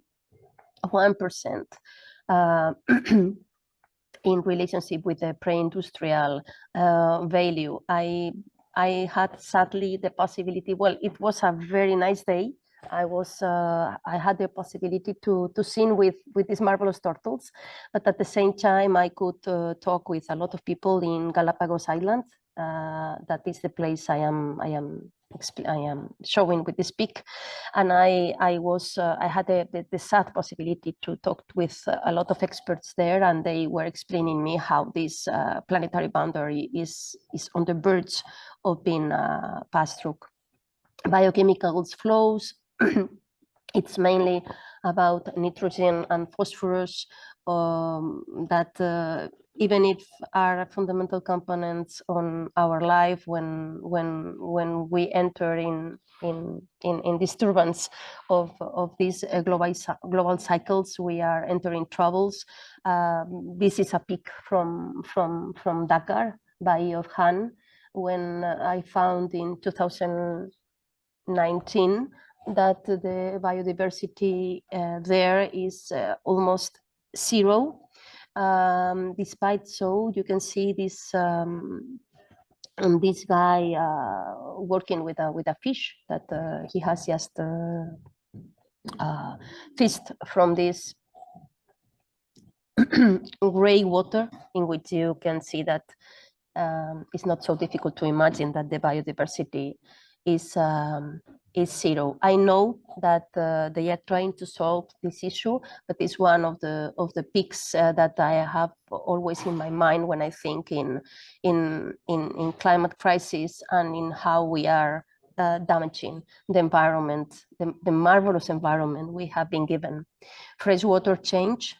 This is also a new category added after 3 years ago, and it's about blue water, meaning surface and underground water, and green water. So what means water available for plants? I had the possibility to see how water scarcity is a real severe issue. This is a pic from the Kurdistan, 2023, in the north of Iraq, and how these informal settlements were struggling with water scarcity. Land system change.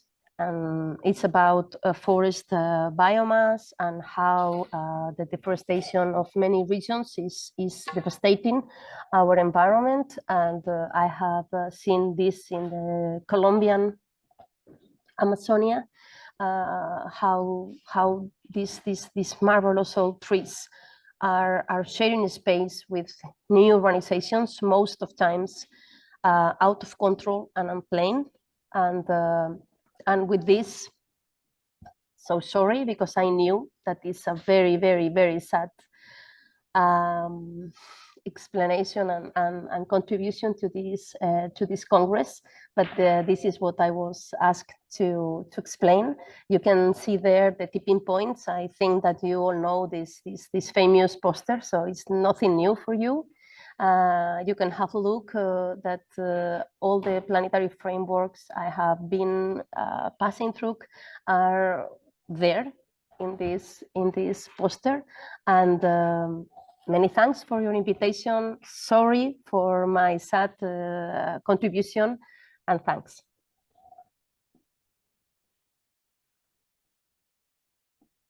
Thank you so much, Amaya. Very interesting argument. So, thanks, Amaya, really for your presentation that showed a lot of interesting points of future commitments for everybody. We have now a video from Nalleli Cabo and colleagues about the georeferentiation systems, the GIS, for community health. It is something which can be interesting because it is a technological application used for monitoring the health of the ecosystem of the people. Hi, my name is Josh Arona. I'm GIS Community Hub is a project developed by the community in collaboration with Center for Distribution Facts. This project teams with the help of Niki, Margherita, Niki, Ferrante, Luciano, Patricia Vargas, Christian Palacios, and myself. The vision was to be together with people who share GIS skills in GIS, environmental health, and policies to collaborate with one another. The goal was to advance policy changes so that the urban core community ban the residential areas due to the health impacts of their pollution. Support the community in their fight for climate justice. Sversamenti di petrolio. More education. Sversamenti di petrolio o pozzi di petrolio? Pozzi.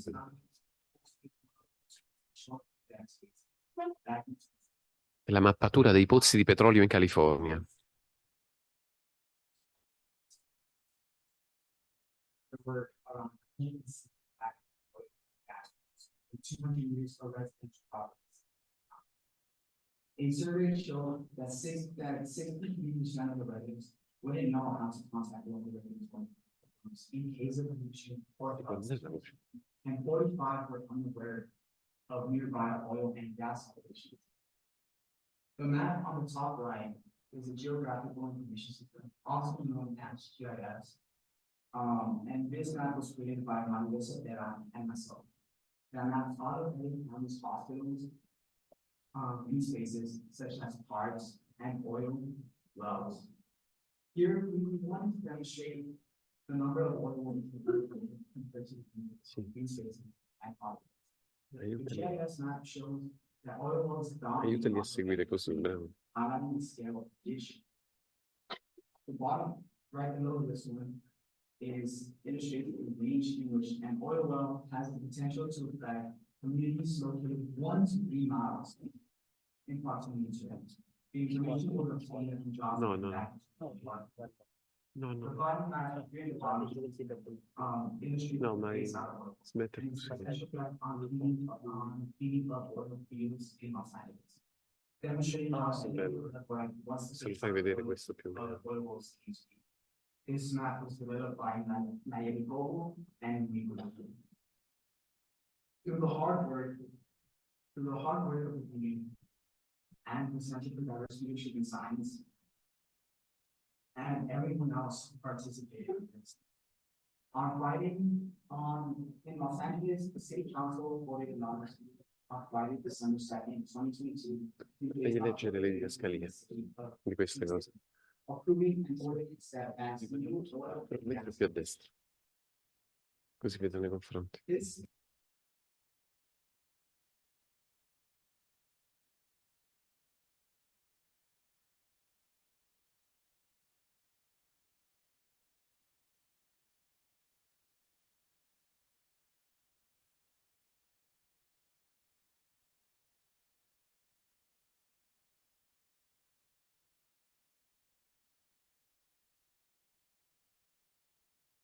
Guardate sulla destra la mappatura dei pozzi vicino alle case di riposo e agli ospedali, incredibile.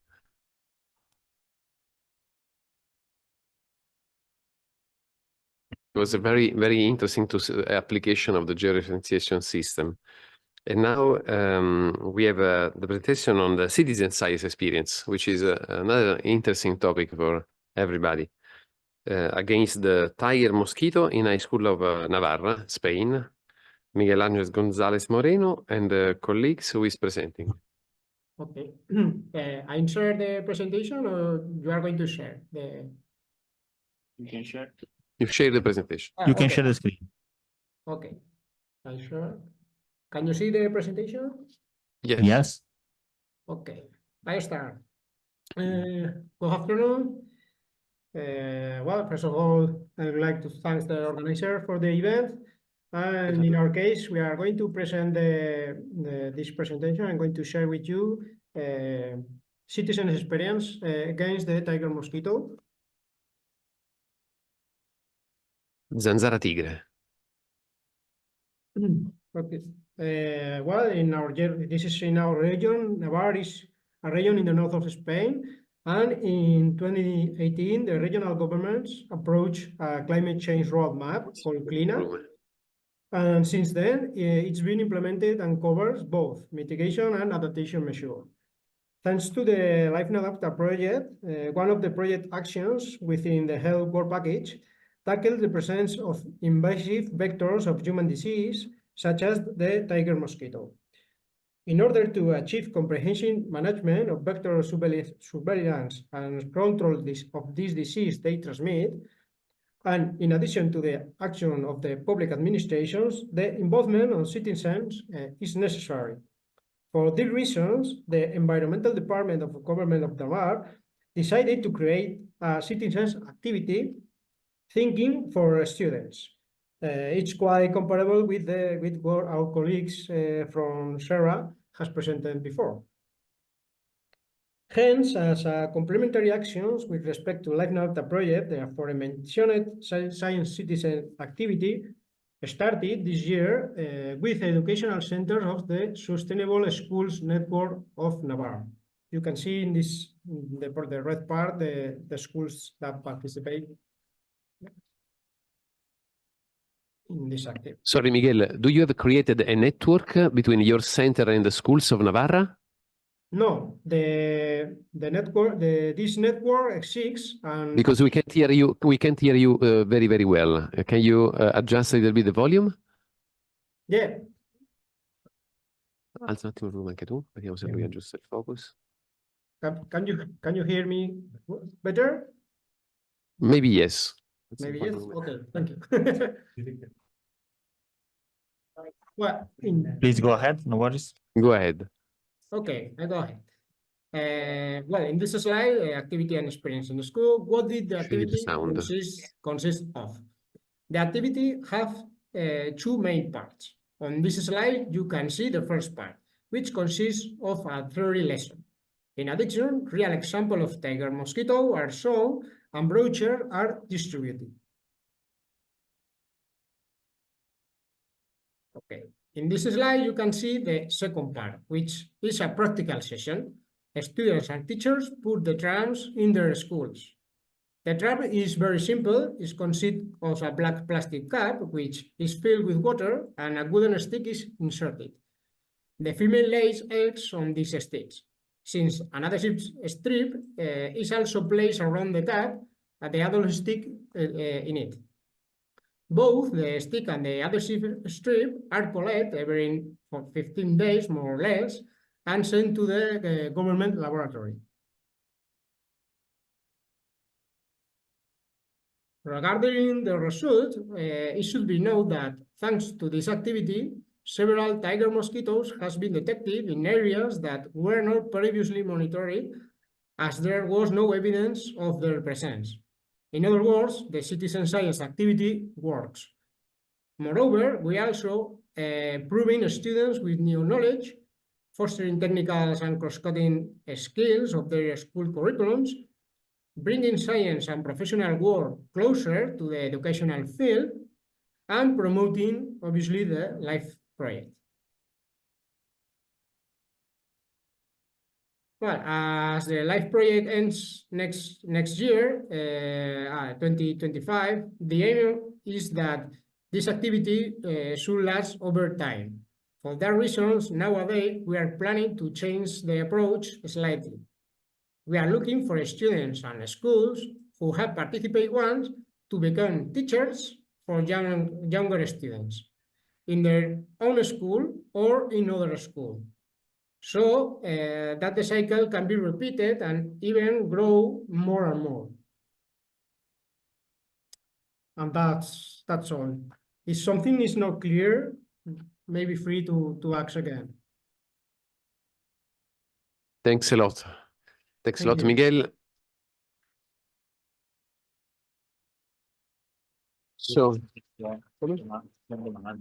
So, as you see, this is a model, the model of citizen science that can be applied to any problem, no? You can involve students to monitor air quality, for example, or other kind of issues such as the presence of tiger mosquitoes. And so the citizen science is something which is really growing up as an interesting source of data for scientists who are working in the field of environmental health. Yeah, for the conclusions. For conclusion, I have a question eventually for the presenter. Actually, as Prisco was saying, very interesting the approach that you are using with on citizen science. So using citizen science. Actually, my question is about the eventually difficulties that also you face in approaching your target with the citizen science approach. So if you have faced some problem, for example, in engaging students, school with, I don't know, the protocol that you propose and so on, and which kind of solution you propose that? Yeah. In fact, we don't have any problem, but the only problem with the school is we don't have the capacity to attend the other demands. So we only try to do it with 5 schools because we don't have enough time in order to go to others. That's the main problem for us. Then in their school, all the session was completely excellent. We don't have any problem in anyone. So I think it could be great if we can repeat it. And the idea is to engage more schools through other schools that can do the activity again. Okay, thank you so much for your presentation. Well, as sanitary workers, I'm very happy of the presentation. I thank you all presenters because today for the young audience is important to evaluate the determinant of social, environmental, and economic driver of the One Health tools for minimizing the climate change, the poverty, etc. Today is an important day for you, for all you, because is the interdisciplinarity that could be used for improving our prevention tools. Thank you. Now is the time of the coffee break. Coffee break upstairs. Yes, we will start in the 5 p.m. Okay? Thank you. No, 4 p.m. 4? 4 p.m. I'm sorry, 4. I'm late.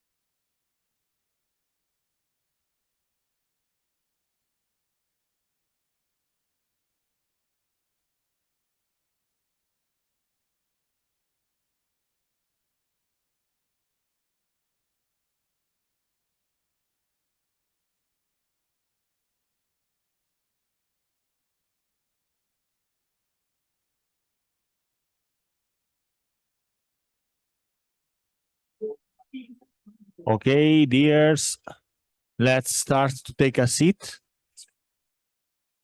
No, there is already talking. Because I the guy he told me to press record. No, it's on recording. Okay. Maybe. Can you confirm it? Yeah.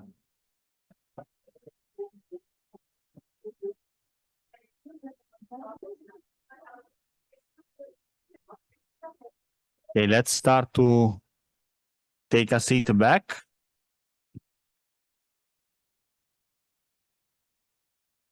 No, prima volevo integrare lui perché lui è l'autore del poster ed è qui, quindi...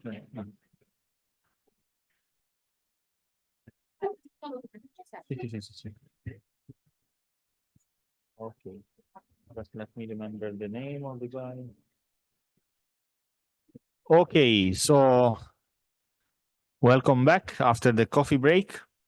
So before starting the part 2 of this track of the afternoon, I want to give the floor to the authors of the poster that we saw before. Now we saw the poster and the audio that the authors have sent, but today with us we also in presence Joshua Orona.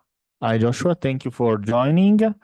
And as chairs, we want to give him the floor to integrate the presentation that we already heard. And in case there are some question on his work, that actually was very interesting, because also we saw today the use of GIS or satellite images into this field of One Health is becoming to be, we can say, a very interesting technique. So Joshua, thank you very much for joining here in presence. The floor is yours, please. Big applause to Joshua.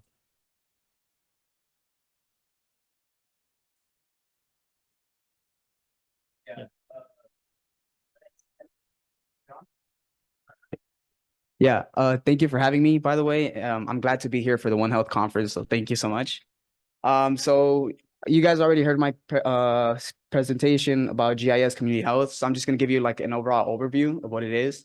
So the GIS Community Health Project was developed by the community and by the Center of Diverse Leadership in Science, called also CDLS. It aimed to address the harmful effects of urban oil drilling in Los Angeles by advancing policy changes. Using Geographic Information System, also known as GIS, we tried to highlight the public risk factors of oil wells. After years of advocacy, the project helped secure a historic victory on December 2nd, 2022, when Los Angeles voted to ban new oil and gas extractions, marking a major step to fight for climate and community health. If you guys have any questions, of course, feel free to ask and I'll answer them to the best of my possibilities. But yeah, the overall overview was just to demonstrate that even though as a community we might be small, the more we persist ourselves to fight on, we can make something change. And a lot of young people in this project have also been a part of this. I've been part of this for about already 5 years. I think I started when I was around 15 to 16. Now I'm 19. And it's an honor to truly be able to say that we did this possible and we made this possible. We had a victory, and we just want to show people that you can make change in this world. Yeah.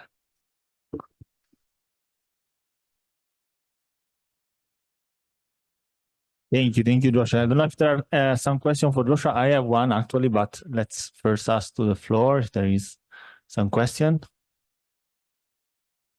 Okay, please. Yes, well, congratulations on your work. Maybe we can give them. Yeah.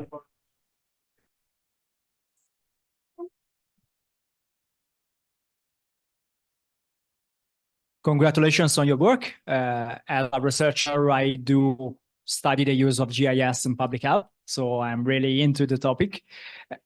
Since you are talking about making an impact, making a change, I was wondering if you considered some strategies for the dissemination of your work.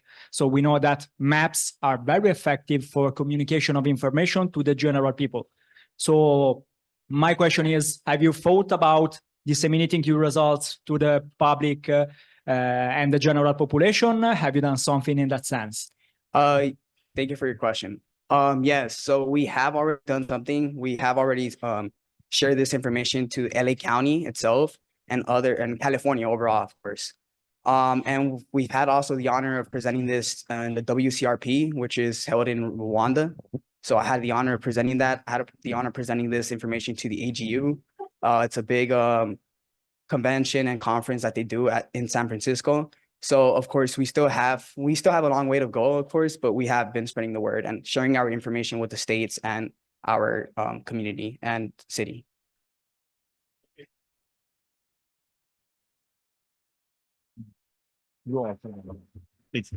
Just a question regarding Los Angeles. Have you reached out to the community to create awareness about this? And how did you do it as well? Yes, of course. So yes, all of this started because of the community about 12 years ago, thanks to Nayeli Cobo, we started this. And yes, so the way we reached out was because over there in LA County, we have a lot of small communities, but in those small communities, a lot of people were getting sick. We had a high increase in those communities with asthma, cancer, and other type of health issues. Sadly enough, Nayeli Cobo and I were affected by these events. We both ended up having cancer. So that's really what motivated us to perceive this and to have this impact. And because of the community, they were so helpful when it came to this. They wanted to really try to fight on with us to improve our city, because it's not just my city, but it's our city as a whole, and we want to make change. We want to create that city better. So yes, we have. I wouldn't be able to tell you exactly how we started this because I wasn't there 10 years ago, of course. You guys could always ask me these questions. In the map, there's some QR codes, so you guys could always email us. And I'm pretty sure my team would be gladly to really tell you guys how this all started, because it wasn't easy. It took us 10 years to make this possible, but here we are in the end.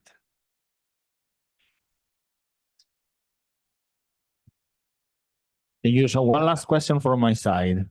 Yeah, sorry, I'm an engineer, so I would ask you a technical question. Sorry for that. Of course. So one of the main things related to data and also to the use of GIS is the data managing and data, for example, integration, no? Yes. So did you face some problem in data integration also from different sources, and how did you solve that in case? So the data information we got was from LA County, of course.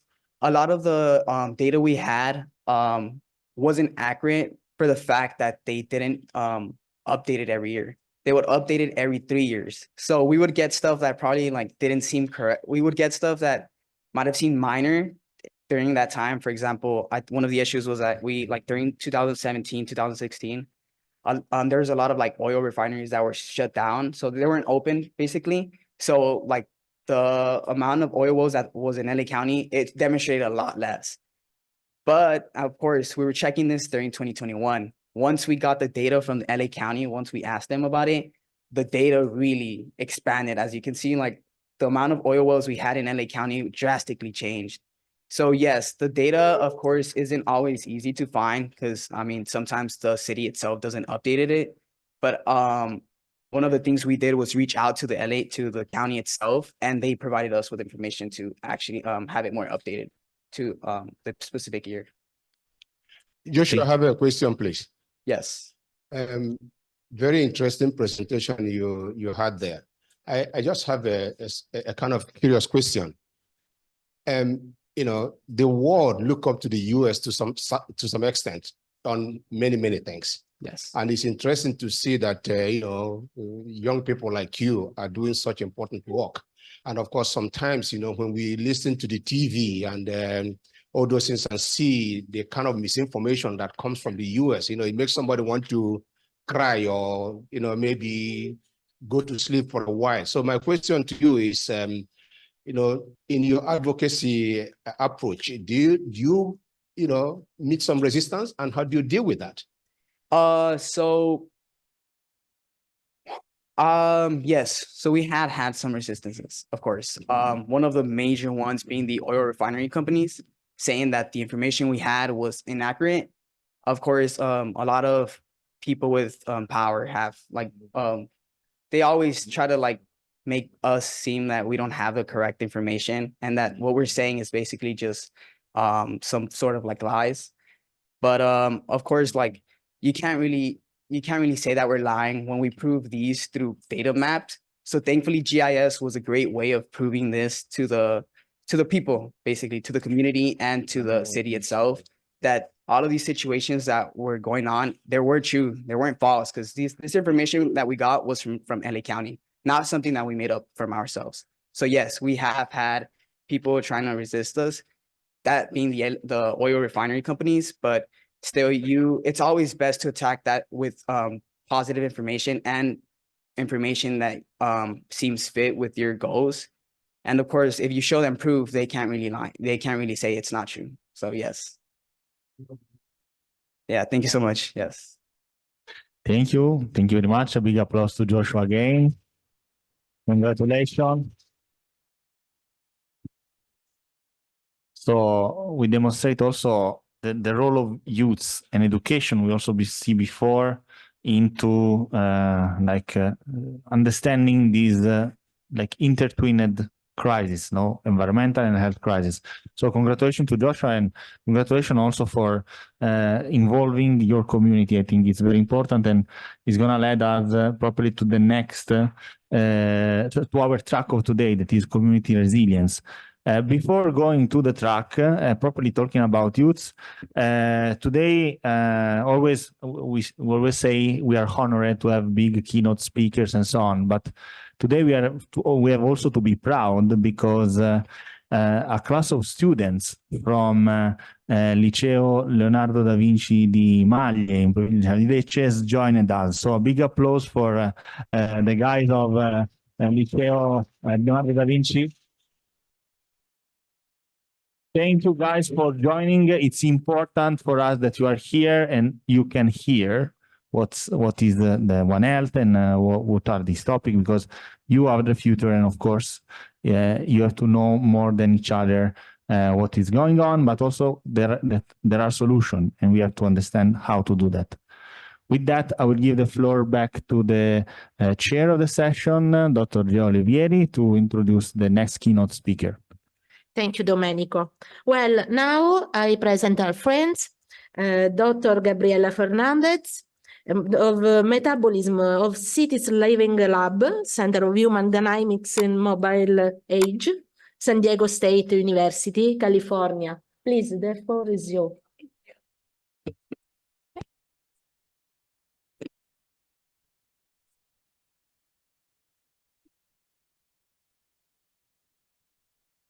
Hello, everyone. Thank you again for joining us. Okay, let's see here. Okay, so I'm Dr. Gabriela Fernandez. I'm a professor at San Diego State University in San Diego, California. I'm also director of the Metabolism of Cities Living Lab. We're under the Department of Geography, also the Center for Human Dynamics in the Mobile Age. We're one of the main organizers, along with Dr. Vito, who's joining us today and the main organizer. And so I just want to talk a little bit more about the work that we do in our lab. So here is San Diego State University. I'm a professor with students from the Master of Science in Big Data Analytics. So our students work on everything related to creating, what can we do with big data, right? If that is creating dashboards, educational campaigns, and so the idea, again, is how can we help local governments achieve the UN Sustainable Development Goals? So what we do in our lab is try to advocate for the SDGs in a way of also advocating for big data, right? And so you cannot complete just one SDG indicator. They're really all interconnected in a way, right? But our mission, again, is not only to tackle the 17 goals, but also to make sure that no one is left behind. And so that is one of our specialties that we do in our lab, is to make sure that we work with different types of vulnerable communities, if that is people with disability, children, homeless, refugee, immigrants, women. And so we have several different projects from not only in San Diego, in California or in Mexico, but in different areas around the world. And so we will show a little bit more about some of our different collaborations that we currently have and that we worked on. We work with students, we work with creating webinars, exhibition. There's several different ways to create awareness, right, on these different topics. Not everyone can learn the same. So the idea is to use art, to use data, to use visualizations in order to, let's say, create more awareness about these different aspects and issues. So again, we work with different local governments, universities, nonprofit organizations, different citizens, different vulnerable groups. So more recently, we established a collaboration with the Mexican University, Universidad Autónoma de Baja California, and also Milan Innovation District with Hospital Galeazzi in Milan. And so the idea is to work on the topic of the SDGs, but also One Health, this equilibrium between, let's say, humans, biodiversity, as well as animals, right? And so last year, we also developed an interactive dashboard and also an exhibition. The idea was not only to create awareness and showcase our projects, but also having a virtual exhibition. And we created a mural, right? So this is our own interpretation of the US-Mexico border. Within the eye, we have like the different interpretations on the different SDGs. We have the indigenous community around the eye, and that represents the 4 different elements: fire, energy, and water and air. So here you can see a little bit of the work that we do, showcasing in our different students. San Diego State. So in addition to, let's say, creating specific projects, we also, for the past couple of years, have been creating a tracking dashboard to visualize some of the SDG, let's say, within San Diego, as well as in Mexico, Tijuana. Our students are also going out there, developing ethnographies, working closely with vulnerable communities, working on projects related to water pollution on the border with US-Mexico, but also looking at ways to develop business models and help the homeless population get back on their feet. In the US, we have such a huge problem of homelessness. Over 600,000 people are living in homelessness across the US. And so this is a huge concern. And so we have our students go out there and develop these educational campaigns to create awareness that there are people just like us. And additionally, we've had students work on the topic of mental health as well as homelessness, working with local farmers and how they can create therapeutic atmospheres. More recently, we initiated a project called the Chiara. There's several different activities within this initiative, but the idea is to work on the topic of US-Mexico border and Venezuela and Colombia border. One of our projects here that I want to highlight is more recently we started working on how AI can be utilized in order to help local farmers in Central Africa. So that is one of our projects that we're currently working on. So this Chiara project initiated last year. The idea is it inspired from the economy of Francesco.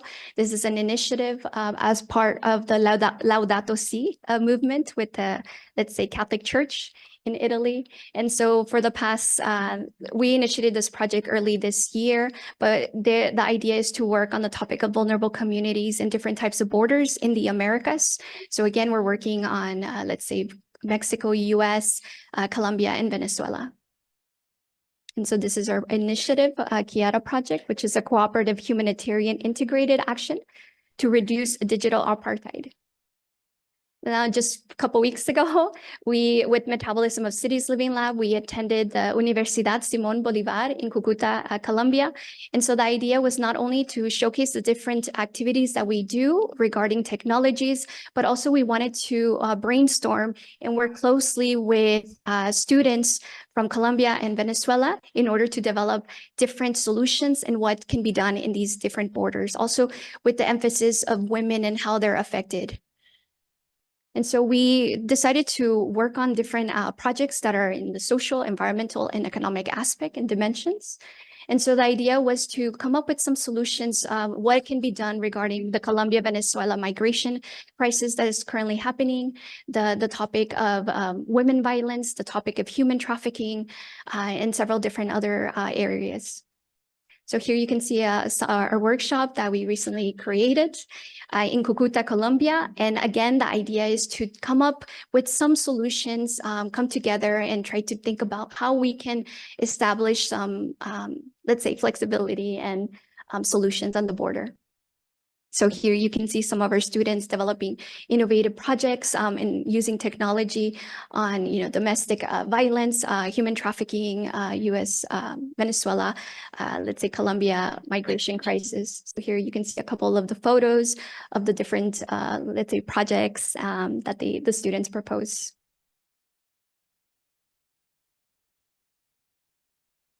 Additionally, we also created and showcased a bit of our work at the Universidad Libre, which is also in Cúcuta, Colombia, to the Department of Engineering.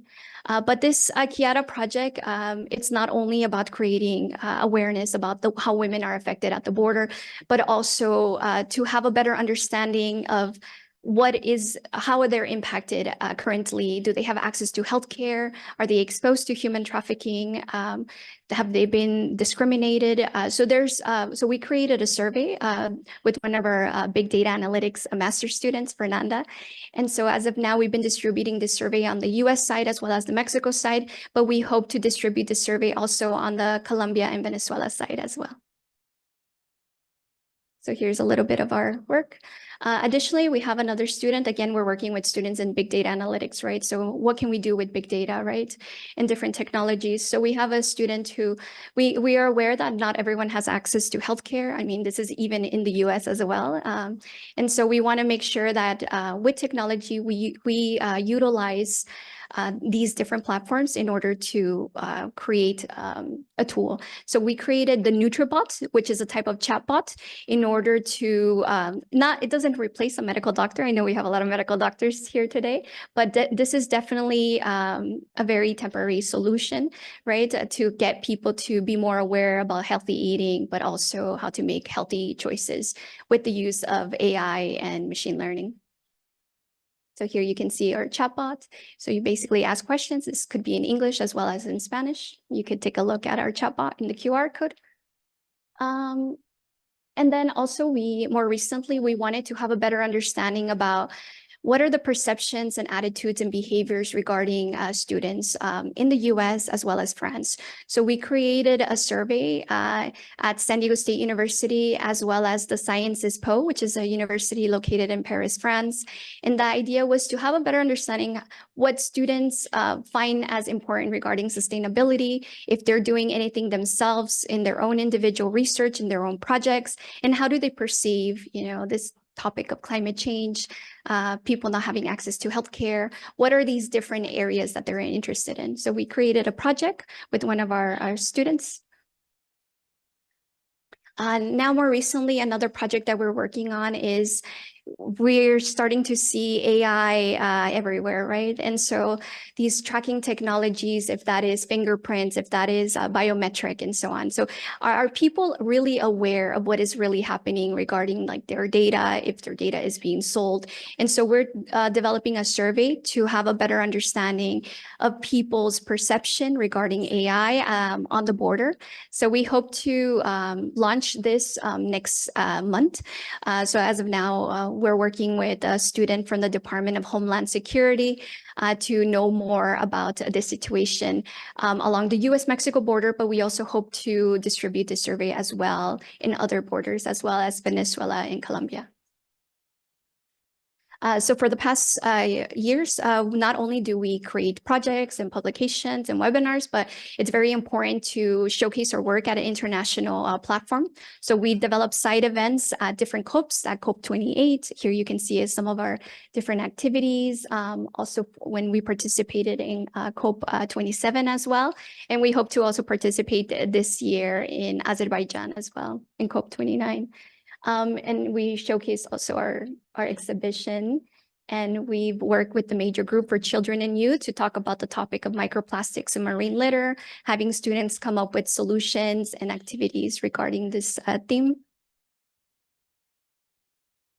Okay, so then regarding the SDG tracking dashboard, more recently, we started working with a faculty from Mexico. And the idea was to work on this topic of leaving no one behind. So we visualized several different indicators, which are proposed by the UN in order to visualize what are the different injustices vulnerable groups are facing along the border. So we decided to work on the case study of Tijuana, Mexico, as well as San Diego. As you can see, we're really neighbors. And just the issue of migration and how that's impacting our borders. Additionally, we wanted to talk about, because we are in the Mediterranean, to talk about Lampedusa and how this is also a major issue that is happening regarding migration in Europe. So what it's one of our projects is going to be presented, I believe, on the last day. But the idea is here to talk more about the leave no one behind indicators and if they're being tackled in a positive way, and if we need let's say further time to get to it. So we created visualizations and recommendations in order to highlight the main hotspot areas across San Diego County.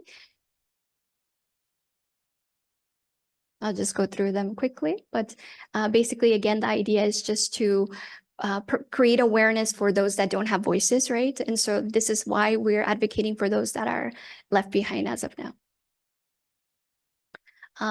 Additionally, from big data, we also work on the topic of citizen science, right? So we create beach cleanups, not only in the US and in Mexico, but also in different areas around the world. So more recently, we created a platform called From Trash to Treasure. The idea is to have a place where not only researchers can upload their data regarding beach cleanups, but also they have a chatbot that we're currently working on to help researchers have further knowledge about how to visualize their own data and also track and monitor different categories of waste that they find in their beaches. So here you can see some of our work.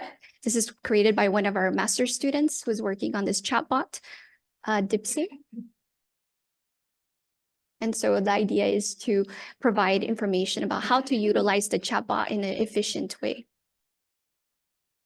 So in the past, we've created beach cleanups in Central America, in South America, in Africa as well. Here we created, let's say, educational material. We work closely with an elementary school. The idea was to create awareness about beach pollution and plastic pollution as well, and then have them create these fun activities so they're able to also learn from in a different way, right? We've created these different activities also in Venezuela. And the idea here is not only to create the beach cleanups, but also to visualize where the material is coming from. And the idea here is for those different industries to take accountability, right? So we want to identify who could those sectors potentially be. Another project that we worked on is a city in San Diego called Chula Vista. So in this particular city, lots of children were getting hit and run over on their way to and from school. So it was very important for us to create a tool and an interactive dashboard that can visualize some of these hotspot areas that were occurring. And Chula Vista is really almost on the border with the US and Mexico. So just to give you a bit of perspective. And so we work with several different departments across San Diego State University, but this was a collaboration between Virginia Tech, Texas A&M, and San Diego State University. And we work closely with computer science students as well. But again, I'll just skip quickly through this, but the idea is to, one of our main vulnerable groups are our children, right? And so the idea was to create awareness about this issue that is currently happening in some of these vulnerable communities. And so Chula Vista has the second largest population in San Diego County, just to give you a bit of perspective. It's Hispanic dominated. And so we wanted to have a better understanding. Are there tools out there that are, let's say, helping and children on their way to and from school? And can we visualize this data? And so, of course, we did a little bit of literature review to have an understanding what kind of games have been out there. And so we created a virtual reality video game in order to educate children how to properly cross the street in a much more fun way, and then also tested our tool. So I'll just skip a little bit over this because... Okay. Additionally, we wanted to create an interactive visualization that we can provide to elementary schools as well as parents, so they're aware about the different circumstances that they might find near their neighborhood or near their schools. 2 minutes. Got it. Okay. All right. And then I'll just quickly skip through this. Here we could see the hotspot analysis. This is our virtual reality video game, Kids for Safe Routes. Again, the idea was to make sure that children were educated about how to cross the intersection and have a better understanding about the different circumstances. We use platforms like Unity in order to create our platform. Here you can see quite a few images. We had 4 different modules in order to educate them in a fun way using animation. The idea was to create a simulation to a specific environment in Chula Vista. And so here you can see a bit. And this is a little bit more about what I had mentioned previously about the comparison of perceptions, attitudes, behaviors regarding students. in France as well as the US. Maybe I won't go too much into the findings, but basically it's really important to have a better understanding about the new generation and what is important to them, and how we can even assist as researchers, and how we can work together in different interdisciplinary communities to come up with some solutions. Now we see AI and technology advancing everywhere we go. So how can we use some of those tools in order to come together and create some possible solutions? So it's very important to develop surveys, have an understanding of the different communities, how we can help them, how we can assist them. We are researchers, but we don't know everything. So it's always very important to reach out to different communities and learn from them, right, when we create our projects.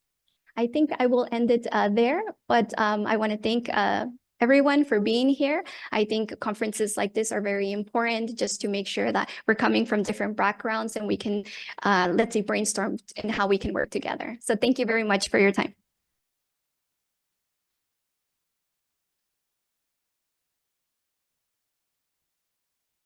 Thank you. Thank you for the interesting presentation. We have, there are the question by audience? No? Yes? Yeah. Please. A moment, phone, microphone.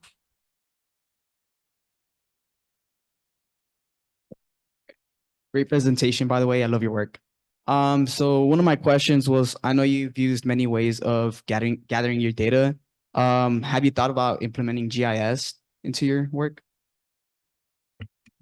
Yes, absolutely. And actually, we participated in the Esri user conference just this year. So we're definitely all about creating interactive dashboards.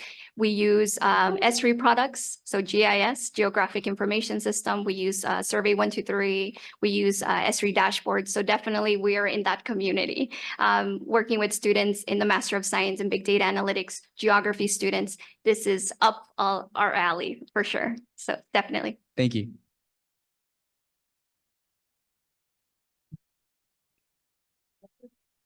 Other question? No? Okay. Thank you. Okay, so thank you very much for the amazing presentation, Dr. Fernandez. We can move ahead with the presentations of the authors. So I invite on the stage Luca, Andrea Nunes Chiara, and Maddalena Buffoli, that will present low tech maternal and child healthcare facilities in development area. Thank you very much. I will just change the presentation. Okay. Thank you for the opportunity. Just 1 second. Okay. Okay.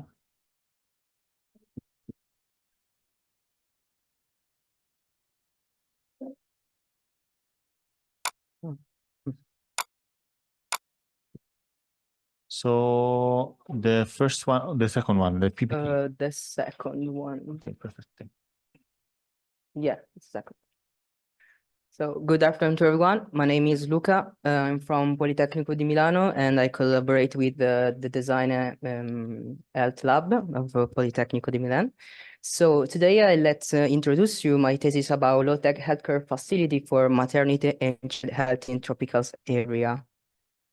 The thesis want to highlight the importance of the design choice and how can affect not only the environmental side, but also and specifically the human health. The thesis is divided in 6 chapters. The first, the second, and third, I introduce you the themes like climate regions, the architecture and health, and the developing countries, and the human health. The fourth, I show you my case studies. The fifth, the result of the analysis, and the sixth, the conclusions. So let's start. Okay, let's start to talk about the tropical regions. On this occasion, I use the Copat classification for the tropical regions. So it's divided in 3 main areas: the tropical monsoon climate, the tropical savanna climate, and the rainforest climate. This type of climate region is characterized by a high level of temperatures, like 27, 28 centigrade degree, heavy rainfalls, and also a high level of humidity. However, due to the human actions, so the climate change, with phenomena like increased temperatures, deforestation, and increased for sea level affect not only the environment, but the human health. For this reason, we see a correlation between climate, place, and health. In this occasion, we see how is frequently the development countries in the tropical areas. And in fact, this is development countries as characterized by a low human development index and also with a healthcare system where is private or the government doesn't support it. So it's difficult to receive the base cure. Due to the climate change and also the life condition is difficult for the living of these people, we see how some of the most death diseases become more aggressive and contagious. Especially the dengue, Zika, and malaria, their vector is mosquito, can spread the disease in another climate region and become very dangerous for the social and environmental side. So we want to do a demographics analysis, and the results show the most vulnerable group is the maternity and child population. But thanks to some NG like Emergency Medicine Sans Frontières, UNICEF, these individuals have a chance to survival. So what have to do architecture and health? For this reason, let me introduce you three key characters. Gino Strada and his motto, Scandalosamente Bello, means scandalously beautiful, wants to highlight the importance to design an architecture healthcare for the aesthetically beautiful and also the high functional for the live of this type of architecture. The second character is Le Corbusier, and in this photo, we see Le Corbusier show his project of an hospital in Venice that unfortunately don't will build. But Le Corbusier, in this occasion, wants to highlighting this motto: the hospitals is the home of man. So in this period, the modernism era, started some numerism project about healthcare facility. One of the most famous of this project is the Sanatorium by Alberalto. The third main character is Roger Udrich. It's an environmental psychologist, and his research highlighting the importance of the greenery space and how can speed up the recovery of the patients and also reduce the level of stress of the medical staff. So it's important for this type of architecture. For this reason, I started to conduct an analysis with 16 case studies and chosen by the importance of the project, the planimetry, the type of construction on this occasion low tech, the target maternity and child, and for the sustainable architectural principles. Also, the hospital, we conducted this analysis with another support functions like maternity village for the mother attends to create a domestically atmosphere, or for the mental health. For example, the case study 7 is a mental consultory, or use another type of technology. But today, I'll introduce you 2 out of 16 case studies. The first one is the Pediatric Center Surgery in Uganda and Entebbe project by Renzo Piano, Thomas Sociati, and Gino Strada. That is a most significant project. Renzo Piano wants to create this project using by a material natural local. In fact, with MAPEI, let's start to take a research to create a new material with a low percentage chemical to not polluting the earth soil. Of course, this project using the principle of a sustainable architecture, like the use of solar panels, use the iron element for the structure, and the greenery design. Another important topic is the design for all. It's important because creating a space without obstacles to guarantee the entry to everyone without difficulty. The second important project is the maternity and pediatric hospital in Tambacounda project by Michael Hertz architect. The architect wants to create this project by dividing the spaces for own type people that live in or work in this architecture. But it is important to several space for own type of people, to the patients for meeting their families, and the area relaxing for the medical staff. In these photos, we see how the architect divided this space with shading mosaic bricks. This is permit to filter the solar ray and create an internal thermal equilibrium to create a good atmosphere for he live and work inside. So we start to do analysis and create diagrams, start about the resilience climate. So it's important to analyze the resilient climate and how this architecture can live in their own climate regions. We see in this occasion, okay, the major part of the resilient climate is this one. So it's important for how the architecture can live in rainfalls, because the tropical region area is characterized by this type of phenomena climatology. So we continue with these diagrams about environmental sustainability, and we see how many these 16 case studies use the principle of sustainable architecture. On this occasion, we see the rainwater harvesting is the major part.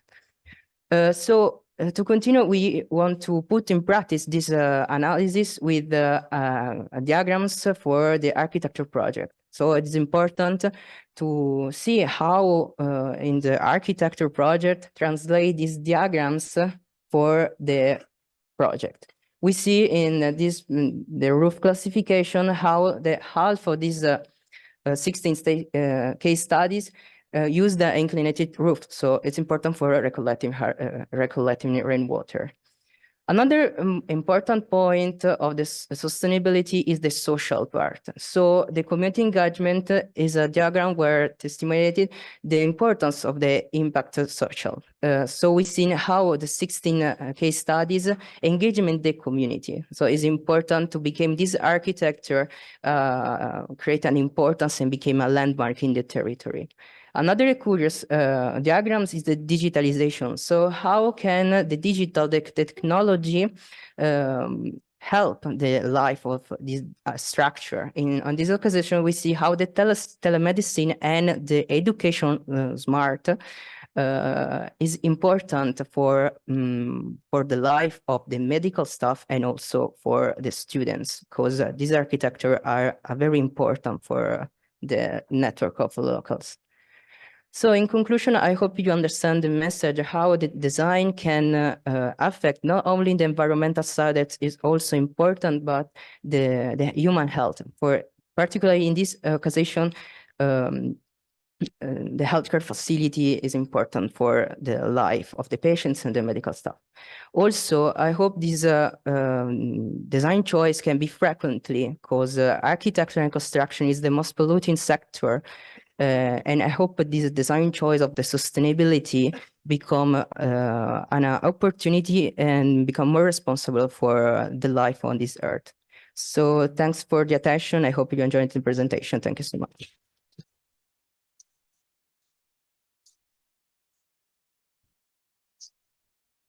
Thank you very much, Luca. Amazing presentation, actually. Thank you very much. Just want to comment one thing before leaving to the questions. Last year, during the second edition of the One Health Conference, we came out with a sort of position paper manifesto that was finally saying that One Health can be a new renaissance, no? Yeah. And so in your presentation, I see a lot this thing, no? This vision that One Health concept can also guide different disciplines, even architecture, so new concept, new design, as you said. So congratulations. Thank you. So I don't know if there are questions for Luca. Okay. Just 1 second, the microphone.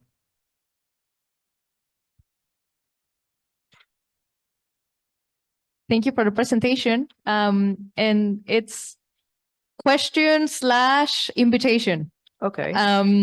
My question is, have you ever heard about PICUDA? No. PICUDA, it's an organization an international organization that actually supports sustainable architecture. And they have several projects along the world in Mexico, United States, in Japan, in Portugal too. So I think you could make very good use of your knowledge in this with this organization. So if you want, I can tell you later about it. It's an incredible project. It's fine. It's fine. Yeah, thanks for the presentation. Thank you too.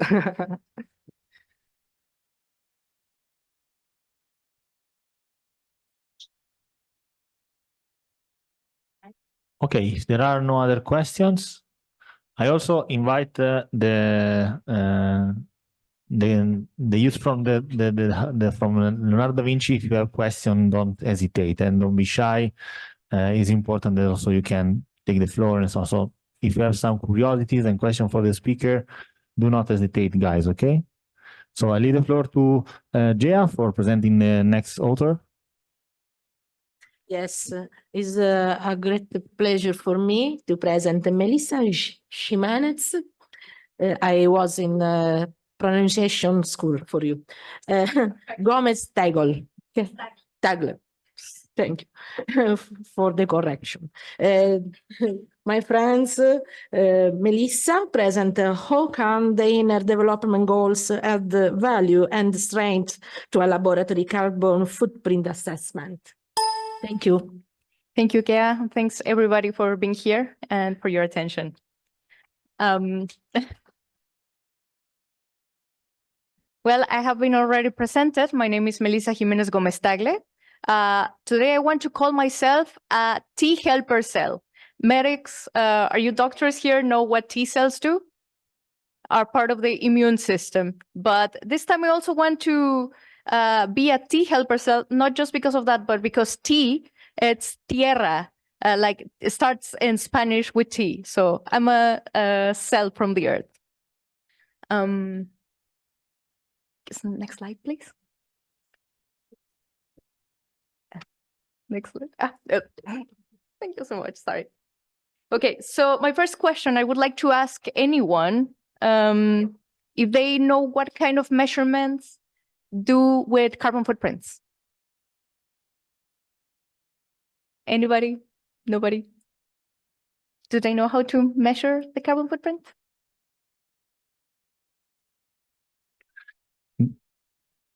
Please, also the podium. Okay. And have you, pardon? Acidification, it's also a way to measure it, of course. But the measurement that we obtain from a footprint assessment, carbon footprint assessment, is a negative one. Like how negative we're doing with the planet and how can we improve. But mostly it's the negative impact. But have we ever wondered about the positive impact our actions have? And about the positive, how to measure the positive impact on science? For example, with the carbon footprint, we measure the wrong with the wrong things we do in the environment. Have we ever wondered about the positive impact? Well, not yet. We're about to discover it. So while doing research, we leave, of course, an impact on the environment. Given that we use several resources, materials, some waste, we leave some waste, we use energy. We know that because we measure that through the carbon footprint assessment or the energy assessment, which is a measurement of the quantity of materials we use, the emissions we emit, the water we use, and how we pollute. So in this pilot study, I introduced the measurement of the inner development goals. And probably no one has ever heard about them. Well, it measures how good our collective actions have an impact on the planet. Oh. No.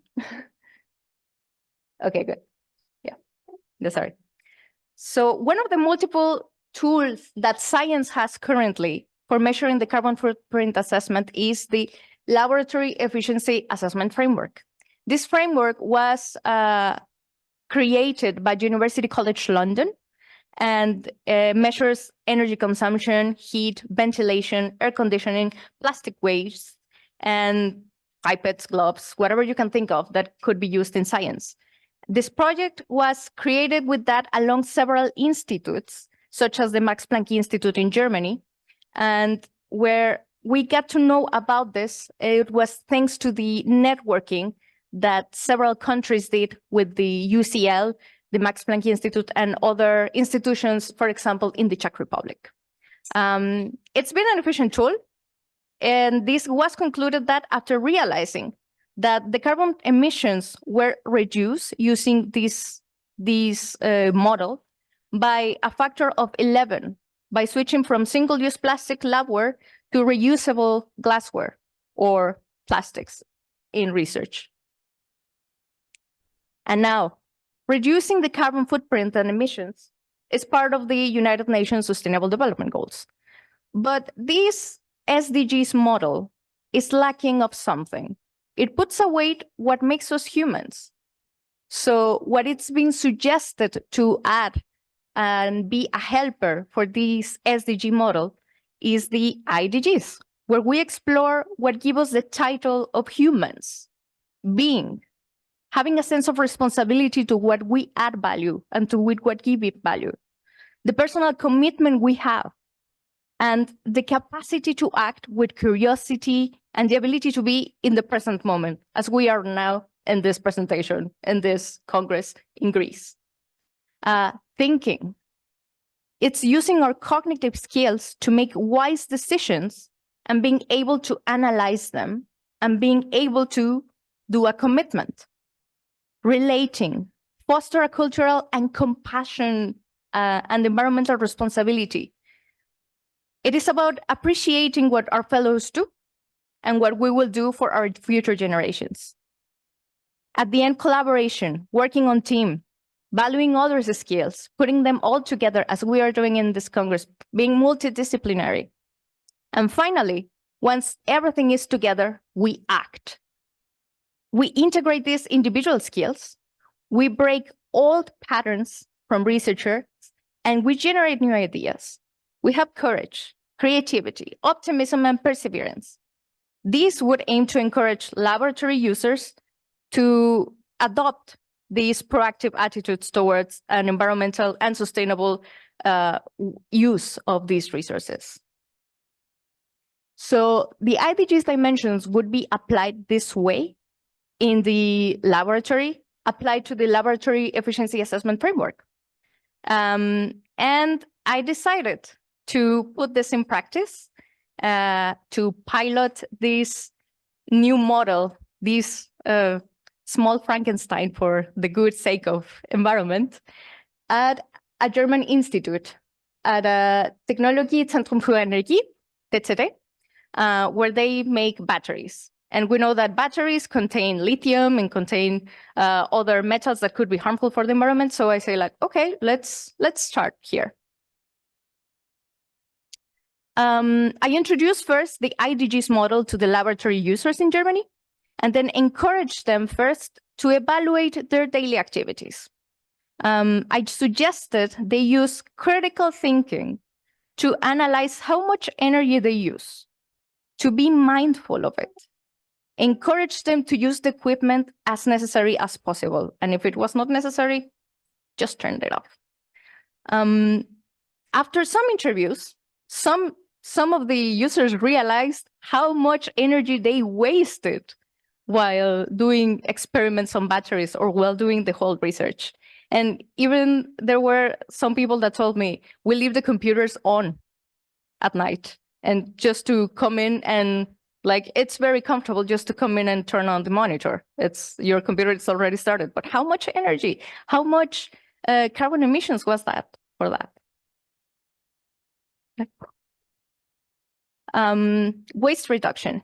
By building empathy and teamwork, it was possible for everyone to help each other to reduce single-use plastic and embrace the reutilization of these materials. So by creating these collaborative solutions, I encourage the effort to implement energy efficiency. And I mentioned them about one dynamic that my colleagues that have been attending the conference of the parties are familiar to, Domenico. I introduced them about the idea of the fossil of the day, which country pollutes more. Well, they had this new idea of the polluter of the month.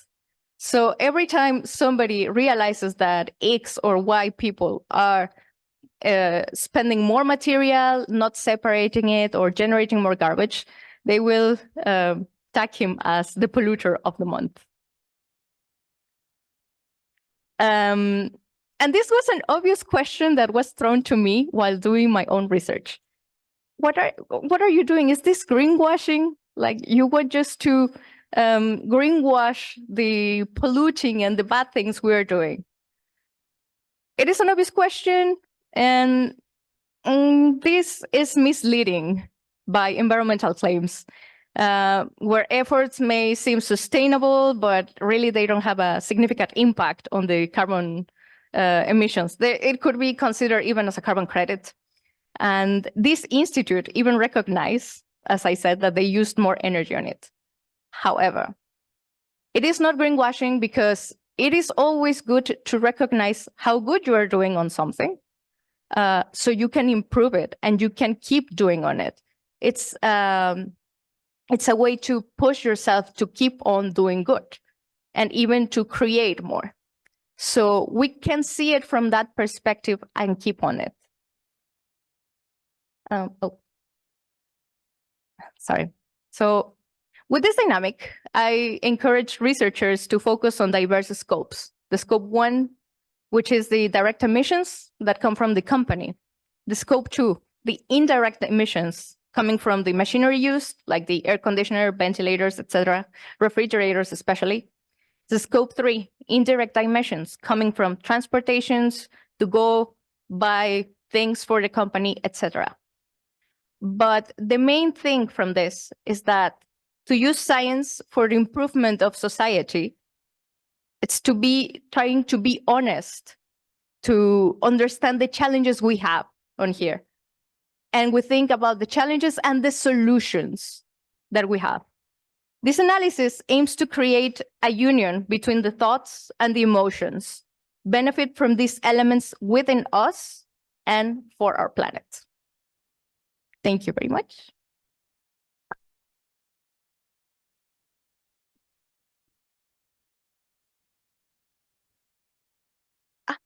Okay, so questions, comments? Please.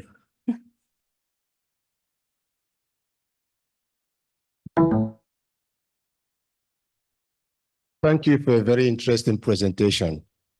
Before I make a comment to your presentation, I want to ask a question here. How many people have taken water from that tank there more than twice since you came here? How many people have taken water from that dispenser there more than twice since you came here? I did. How many people? Yeah. Raise your hand if you have taken water from there more than twice since you came here. Okay. Those 2 times you took water there, did you take plastic there each time you take the water there, or did you use one plastic? I used my cup. Use your cup. And everybody? Mariella, un attimo, ora ti diamo il phone. Okay. Microphone. That's exactly what I wanted to highlight in your presentation. Use of resources, of course. Yes. Because you see, the thing is like, we tend to think that all these things about pollution, plastic waste is like, it came from nowhere. I went there. If not that I didn't have a choice, I wouldn't have used this to take water from there. And I took one, and I'm going to use it as long as I'm here. So the question is that, how many plastic everybody that is here talking about the environment, see how many plastic everyone has dropped inside there. That's how the pollution comes. It's not like a random thing. That's how it comes. And I have been going around many places in Africa, here in Europe, talking about plastic pollution. And what if everybody can change their attitude towards plastic use, just reduce by 10%, it will go a very long way. Like in my car, I have shopping bags that is in the car, not one, not twice, that is in the car constantly. I have reduced my collection of plastic bags in the grocery stores by 90% in the last 3 years. Perfect. If everybody can do 10%, I didn't say 90, 10%, it will make a big change. Yes, of course. So this is not just rhetoric. We produce the pollution. We produce the plastic pollution, and we can do something about it too if we want. Thank you. Yeah, thank you. Thank you for the comment.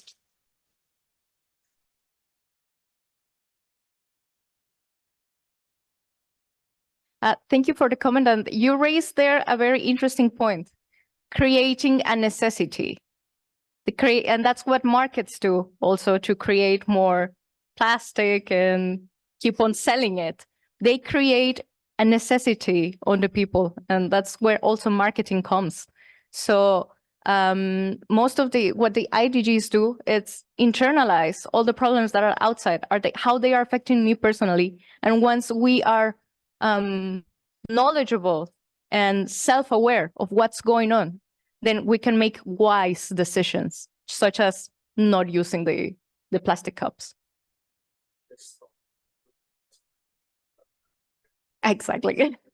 That too. Drink water, no Coke. This message was not sponsored, by the way.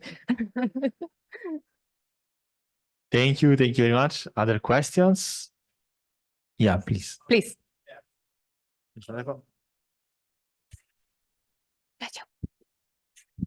One of my questions that I had was, how did you become part of this? So what made you start with and join this? This single project or Overall, the whole organization, yeah. Well, that is back when I was 8 years old. So it's a long story, but to be specific to this project, I was an intern at the Max Planck Institute in Germany. And we got this initiative from UCL, University College London, to start to be implemented in other laboratories among the UK. So the Max Planck Institute in Germany decided to take a lead on it in Germany. Also, the Academy of Sciences in Czech Republic participated with us. And interestingly, the Labos 1.5 in France, the one that also sees what's going on with the climate and the possible solutions and what's out there. So this integration, this collaboration of international colleagues made me think, okay, this is going great. And I was also attending other UN climate change conferences and realizing, okay, the SDGs are a great tool, but why aren't we reaching them yet? And then I said, probably it's because we're not looking at our inner selves. And there's where the IDGs came to my life. And then I said, like, well, this makes sense, because that's the reason why sometimes people do not want to collaborate with the other because they don't get along well. But this is not about personal issues. But once we fix our personal issues, then we can be collaborative with everyone. Thank you. Thank you. Thanks for the question.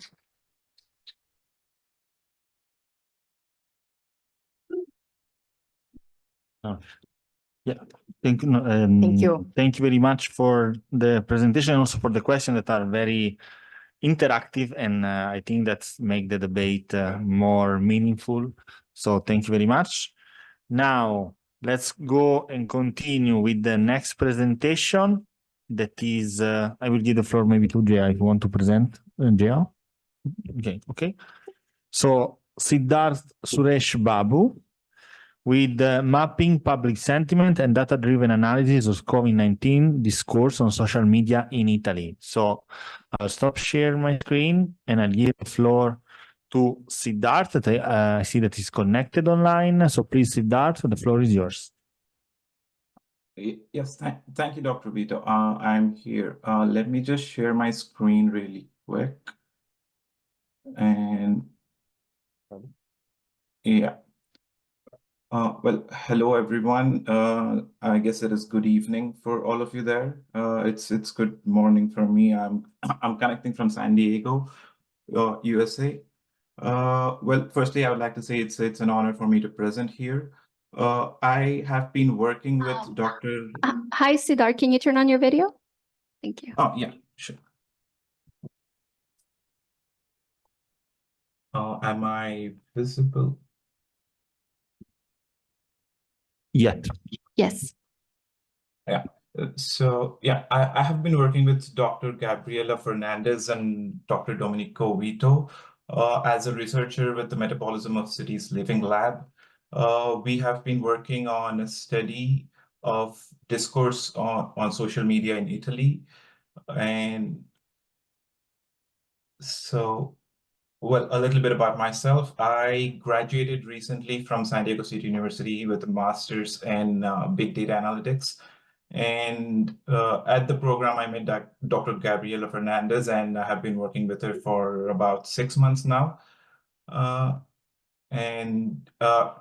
Most of you have already met and know Dr. Gabriela Fernandez and Dr. Domenico Vito.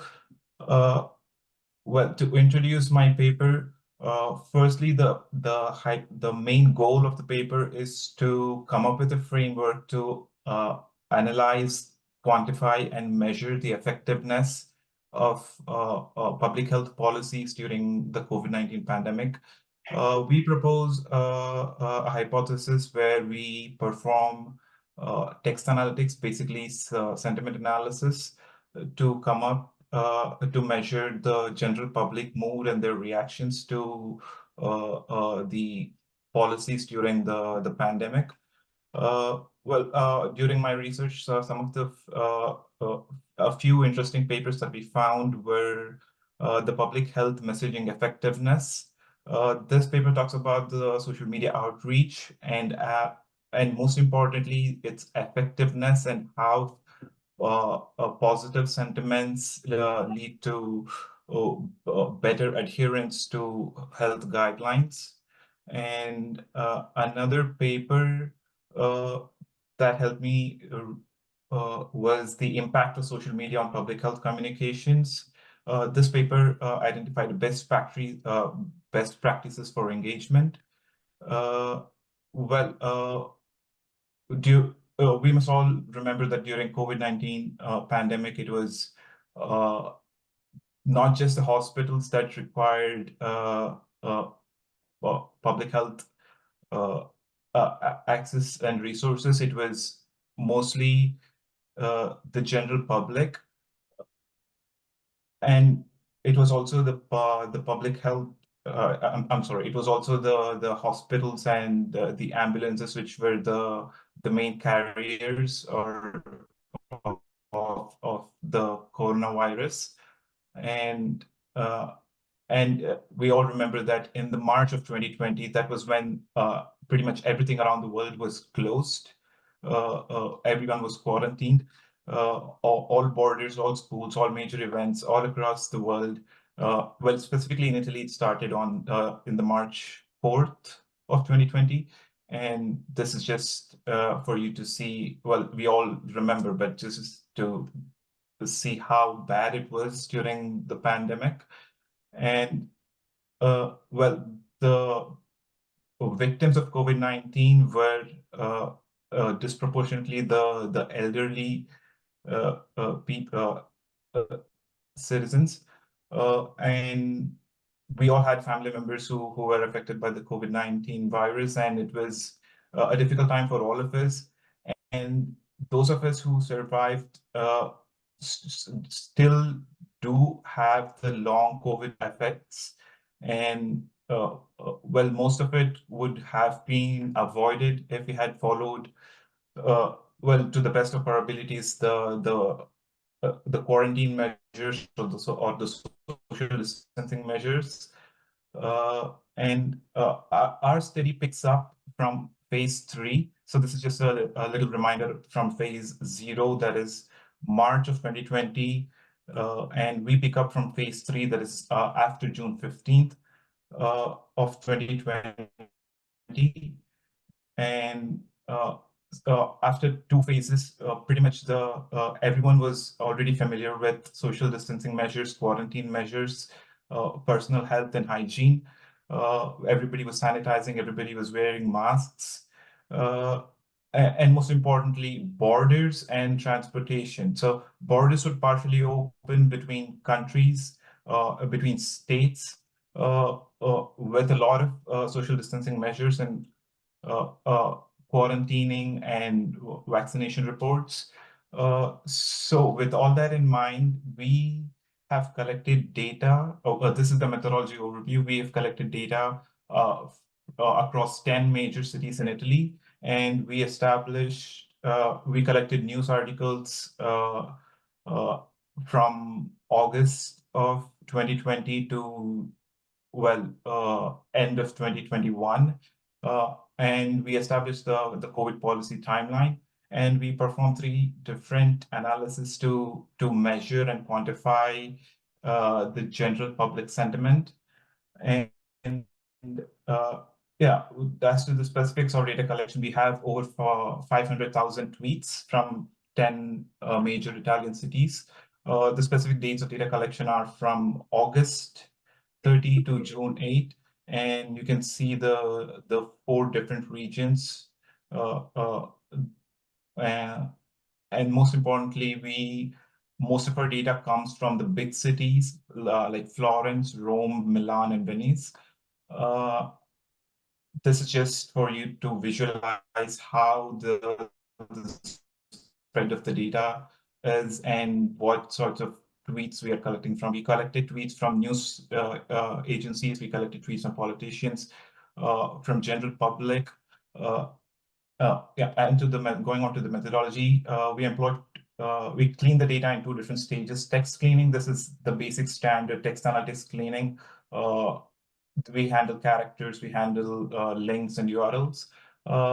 And next comes the language processing part. This is important because we have to keep the context when cleaning the tweets in our study here.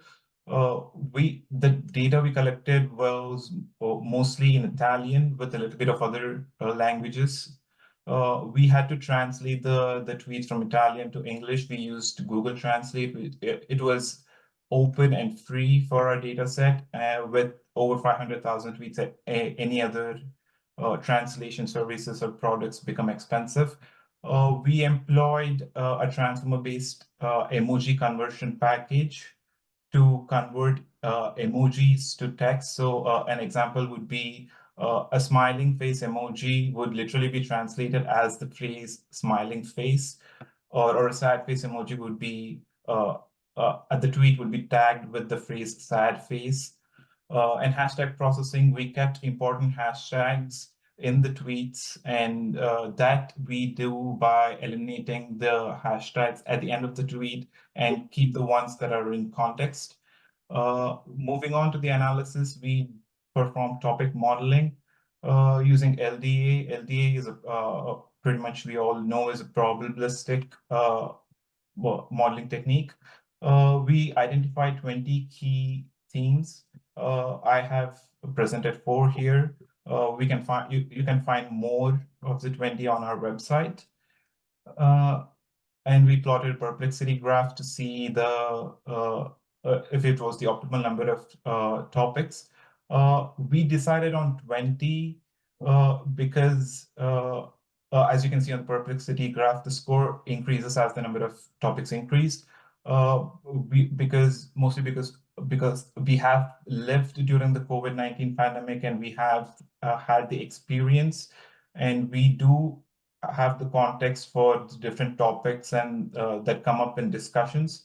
And based on our human and lived experiences, we categorized them and limited the number of topics to be 20 so that we can convey the information better. This is a representation to show the 20 different topics, and the one that you see big and wide on the screen, skepticism, is the most prominent topic among the Twitter discourse. And the other biggest ones are vaccines, statistics, news updates, because we were all curious about when the vaccines would roll out. And coming to the geographic spread of topics, for the center region, we have more of the COVID-19 skepticism and conspiracy theories as compared to all the other regions. that goes to say that the cities and the people in the center region would discuss more about the validity or the authenticity of the COVID-19 pandemic. And well, in the South, they were more curious about statistics and data. They were talking about the news. They were talking about the recovery rate. They were talking about the vaccination rollout or other statistics that come up during the COVID-19 pandemic. And in the North, this was pretty similar to the South because we see that there is a big spike with the news and updates topics. Specifically in the islands, we see when the vaccines roll out, there is a big spike in March and April of 2021. That's when people started talking about the vaccination rollout campaign. And moving on to the sentiment analysis, this is the chunk of the meat of the analysis. We employed 4 different techniques, and we decided on the FLAIR, which was trained on medical texts. You can see the sentiment distribution score where we limited, where we only looked for most extreme positive and negative cases. Some of the most prominent positive words that we could find from the positive tweets were these. People were hopeful even during the COVID-19 pandemic. And some of the negative words, we can start to see how people relate masks and quarantine to negative feelings. And the sentiment analysis methodology, as you can see, of the distribution of the score and the framework for our sentiment analysis. After establishing the policy timeline, we come up with, we calculate sentiment, and then we normalize the scores to have a comparative analysis. And we identify trends and compare them with the policies that were enforced during the time. Just a little reference for the percentage and the normalization technique right below the framework for you. And an important date or the time period for the sentiment analysis or the quantification. Here we start from, well, to give you context, the European Medical Agency first approved Pfizer on January 6th, and there were, Moderna on January 6th, and approved Pfizer on 27th of December 2020, or a week earlier for healthcare professionals. And with the vaccination campaign, we see an uptick in the public sentiment. People are happy, people are hopeful, and by January 7th, there was a complete lockdown announced, and with that we see a significant drop in the sentiment of the public. This shows that there is a good correlation with Twitter discourse and the policies enforced. And another date of interest is January 13th of 2021, where we see that because of, there was partial lockdowns in cities like Milan, Florence, and Naples. There, again, that correlates to, we see a drop in the sentiment of the public, and that again correlates to the partial lockdowns in those 3 big cities. And on January 17th, we see the lowest sentiment so far, which could also go to say that even though there was hopeful news about the vaccination rollouts, there are other factors in play that can bring down the public sentiment on social media discourse. And on another interesting date is January 25th.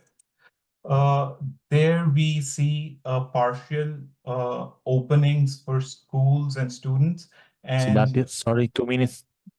Oh yeah, with that we can say people are hopeful. People are happy that some sort of normalcy is they're returning to some sort of normalcy. And well, moving on really quick, we also identified 9 different emotions and a distribution of the emotions here for you. We also tried to see if there was any correlation with the emotion distributions with the policy timeline. We plotted the positive emotion distribution, and this was in line with policies enforced such as vaccination enrollment or partial openings. And negative emotion distributions follow the positive emotion distribution closely, because as soon as the vaccination rollout began, there was announcements of another phase of complete lockdowns. With that, I would like to say this framework, the quantified percentage changes in public sentiments with a combination of other factors such as recovery rates, vaccination rates, provide a very comprehensive, a good comprehensive framework for assessing the effectiveness of the policies implemented during a pandemic. And this could serve as a guideline for future pandemics or other future public health policy implementations. And with that, a few ethical considerations to keep in mind. All the data that we collected was anonymized. We don't use the user mentions or the names, specific usernames of the people. And research integrity, we try to stick to the context of the analysis and not extrapolate the data or the analysis to other, say, political or religious leanings to spread our own agenda. It is important in this context because there are a lot of different topics and being discussed on social media, and it is really important to pick out the topics and themes that you want to analyze and stick to those. And yeah, mindful and truthful presentation of our findings. And with that, I would like to end my presentation and open for any questions if you have. Thank you so much. Thank you, Siddharth. Thank you. I don't know if there are any questions for Siddharth.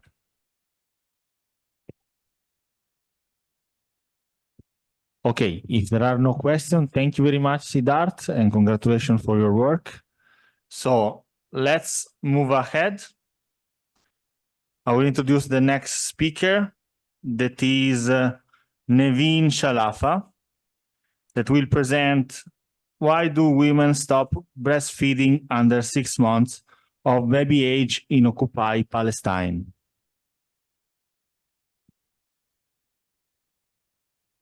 Actually, the speaker cannot be present. I will ask one moment of your attention to say this.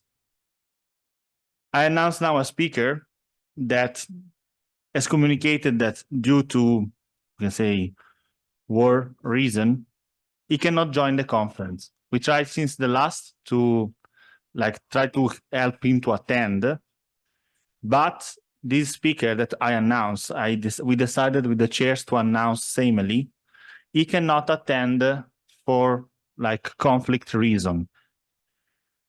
In the beginning of this conference, we addressed the fact that One Health is going to touch also the topic of conflicts around the world, because of course it's impossible to do not talk about when we are talking about health. And we face in this conference properly like proof that these topics, say the conflicts, are touching even our community. So instead of having the presentation of Niveen, I really kindly ask everyone to have a moment of reflection on the relationship that conflict can have, and also the impact that conflict can have even on the scientific community. So kindly ask to take this minute, and thank you very much.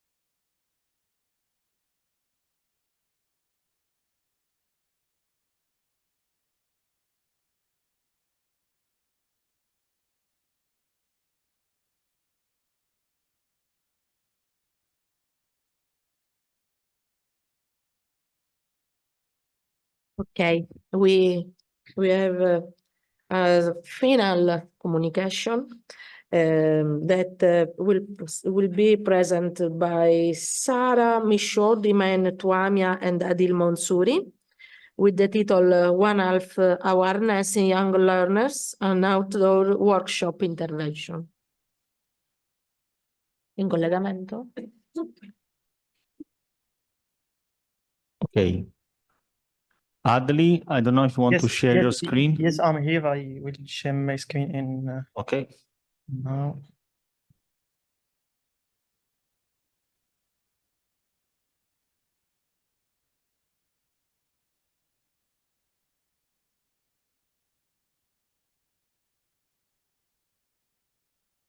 It's okay.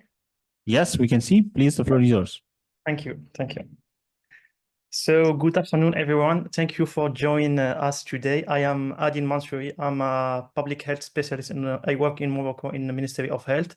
And I am excited to present our project on fostering One Health awareness in young learners. This initiative was developed as a pilot project workshop intervention in Morocco with the aim of promoting One Health approach among young students.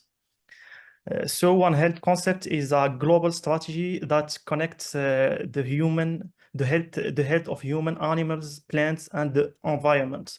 In Morocco, One Health discipline is still relatively underdeveloped in schools. So to address this problem, we designed an workshop called My One Health Day, a quest for well-being. This pilot workshop was held in a primary school in Morocco, in Marrakesh city, where we explored the perception and satisfaction levels of young learners regarding the workshop. Our goal was to introduce this interconnected approach to children at an early age and to cultivate a culture of health promotion in schools. So each workshop included 3 parts. Firstly, a theory session. Learners were introduced to One Health, focusing on the connection between humans, plants, animals, and their mutual health impacts. Secondly, the second part was physical activity. Learners participated in cardio exercises, breathing techniques, and then nature walk, promoting both physical and holistic well-being. Last, we organized debriefing. Participants shared their perception among One Health in an open discussion, and they expressed their level of satisfaction. So the method was a study design. It's a mixed method with a quantitative and qualitative questionnaire. The population of our study were learners from kindergarten to the 5th grade with a voluntary participating school, and the data collection include a focus group to explore perception and a questionnaire administrated to the learners. And lastly, the analysis, it was a descriptive analysis and thematic content analysis.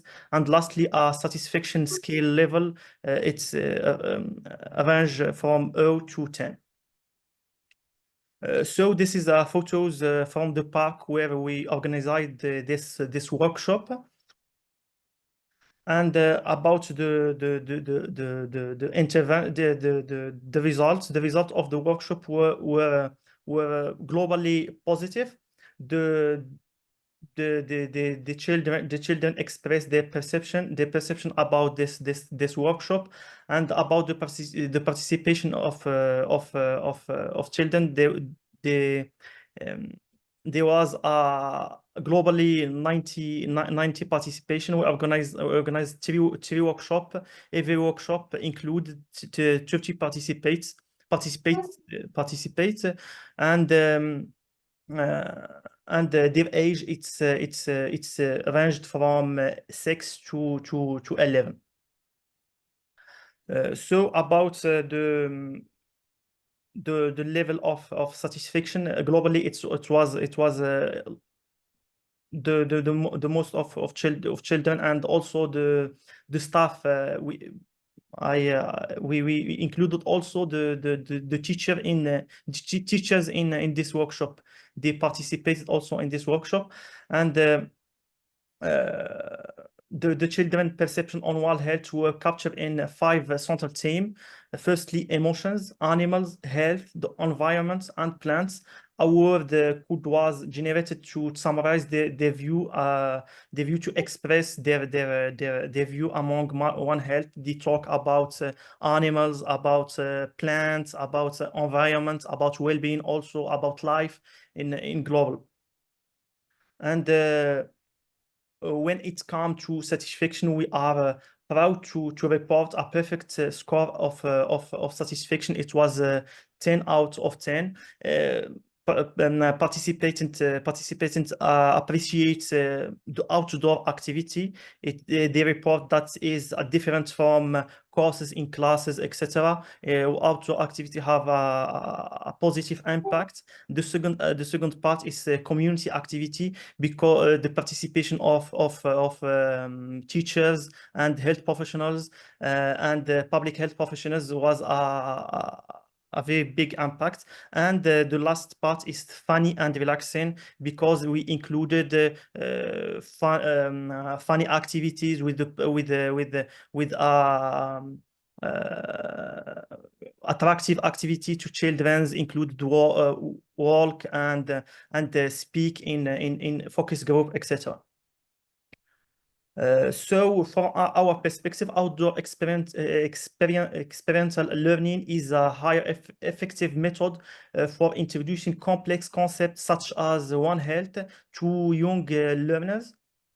This workshop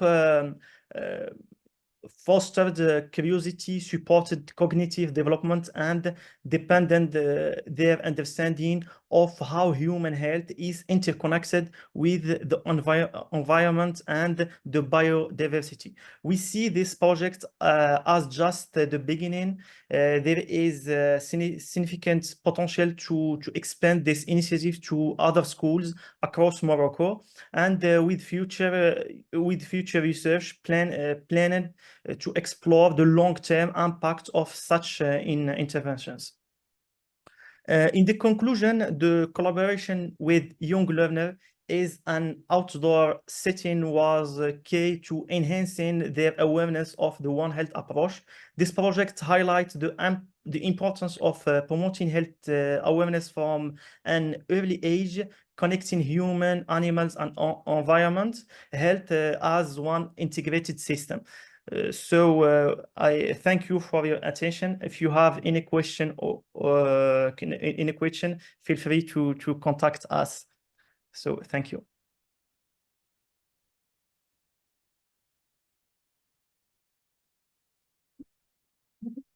Thank you very much, Adil. I don't know if there are any questions for Adil, and congratulations for your work.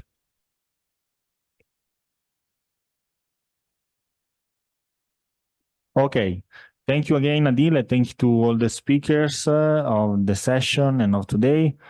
I think, dear colleagues, that we are at the end of the sessions today. So maybe we can make the closing remark for today.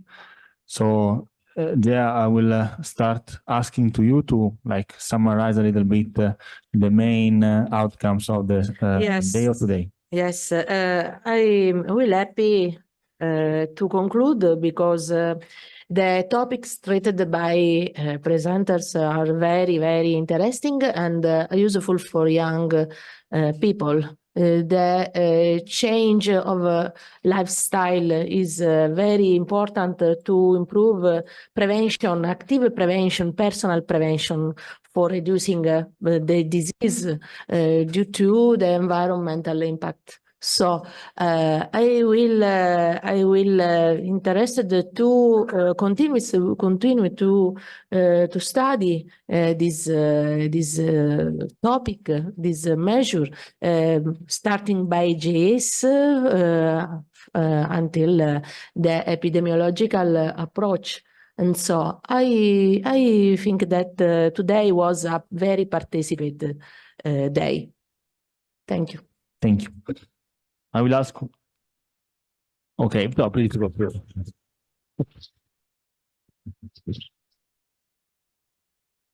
I will ask also Dr. Fernandez, that has been a keynote speaker and chair of the previous session, some final comments and remarks.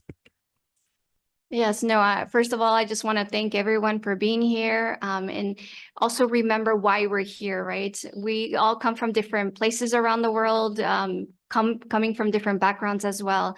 And so the idea is, how can we find that balance between humans, animals, and nature, right? And so, we touched on lots of different topics from microplastics, right? So looking at the micro level, but also spatial level, satellite imagery, different technologies and how they can be useful in order to assess and identify hotspots, problematic areas.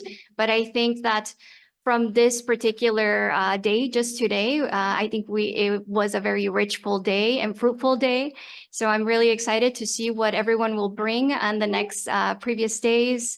And just thank you again for coming. And I think Dr. Vito has some mention for after the event. Yeah, sure.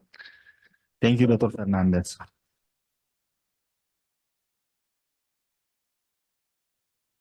So just before having some logistic messages, I want to share again, I shared at the beginning, the framework of the conference of this year, just to settle our, we can say, journey and our position in this journey of 3 days.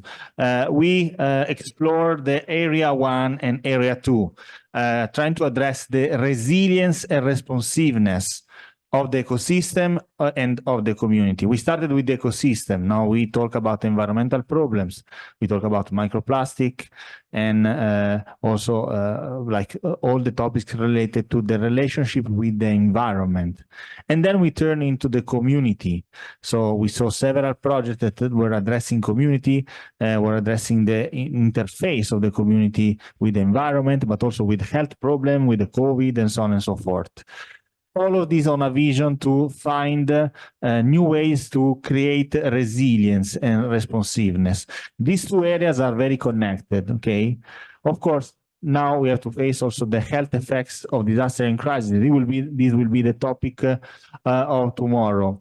But just I want to recall upon some of the presentation that we have listened today. It's important that also when we are addressing the problems, when we are addressing the crisis that we are facing, we can face in a we can say rational and positive way.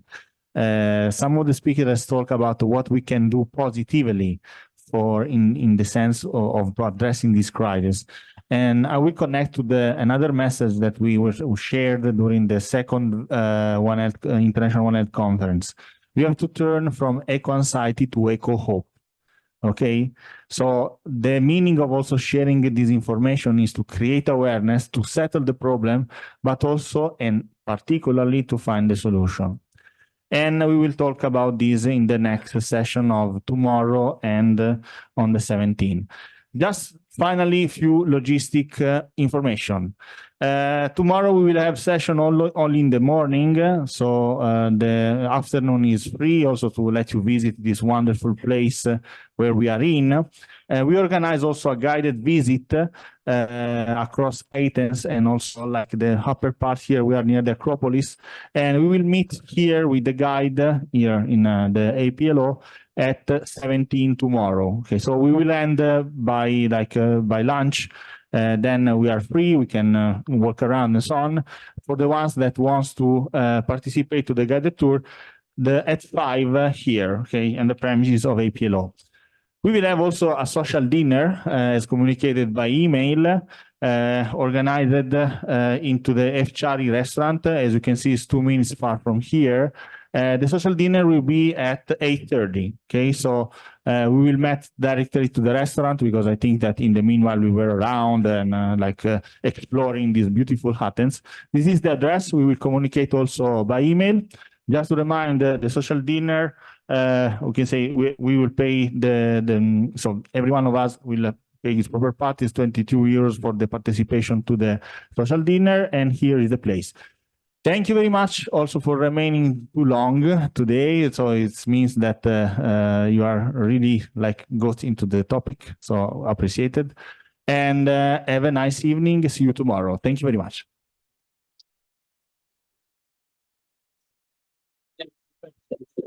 Ok, ma volevi andare al ristorante con lui?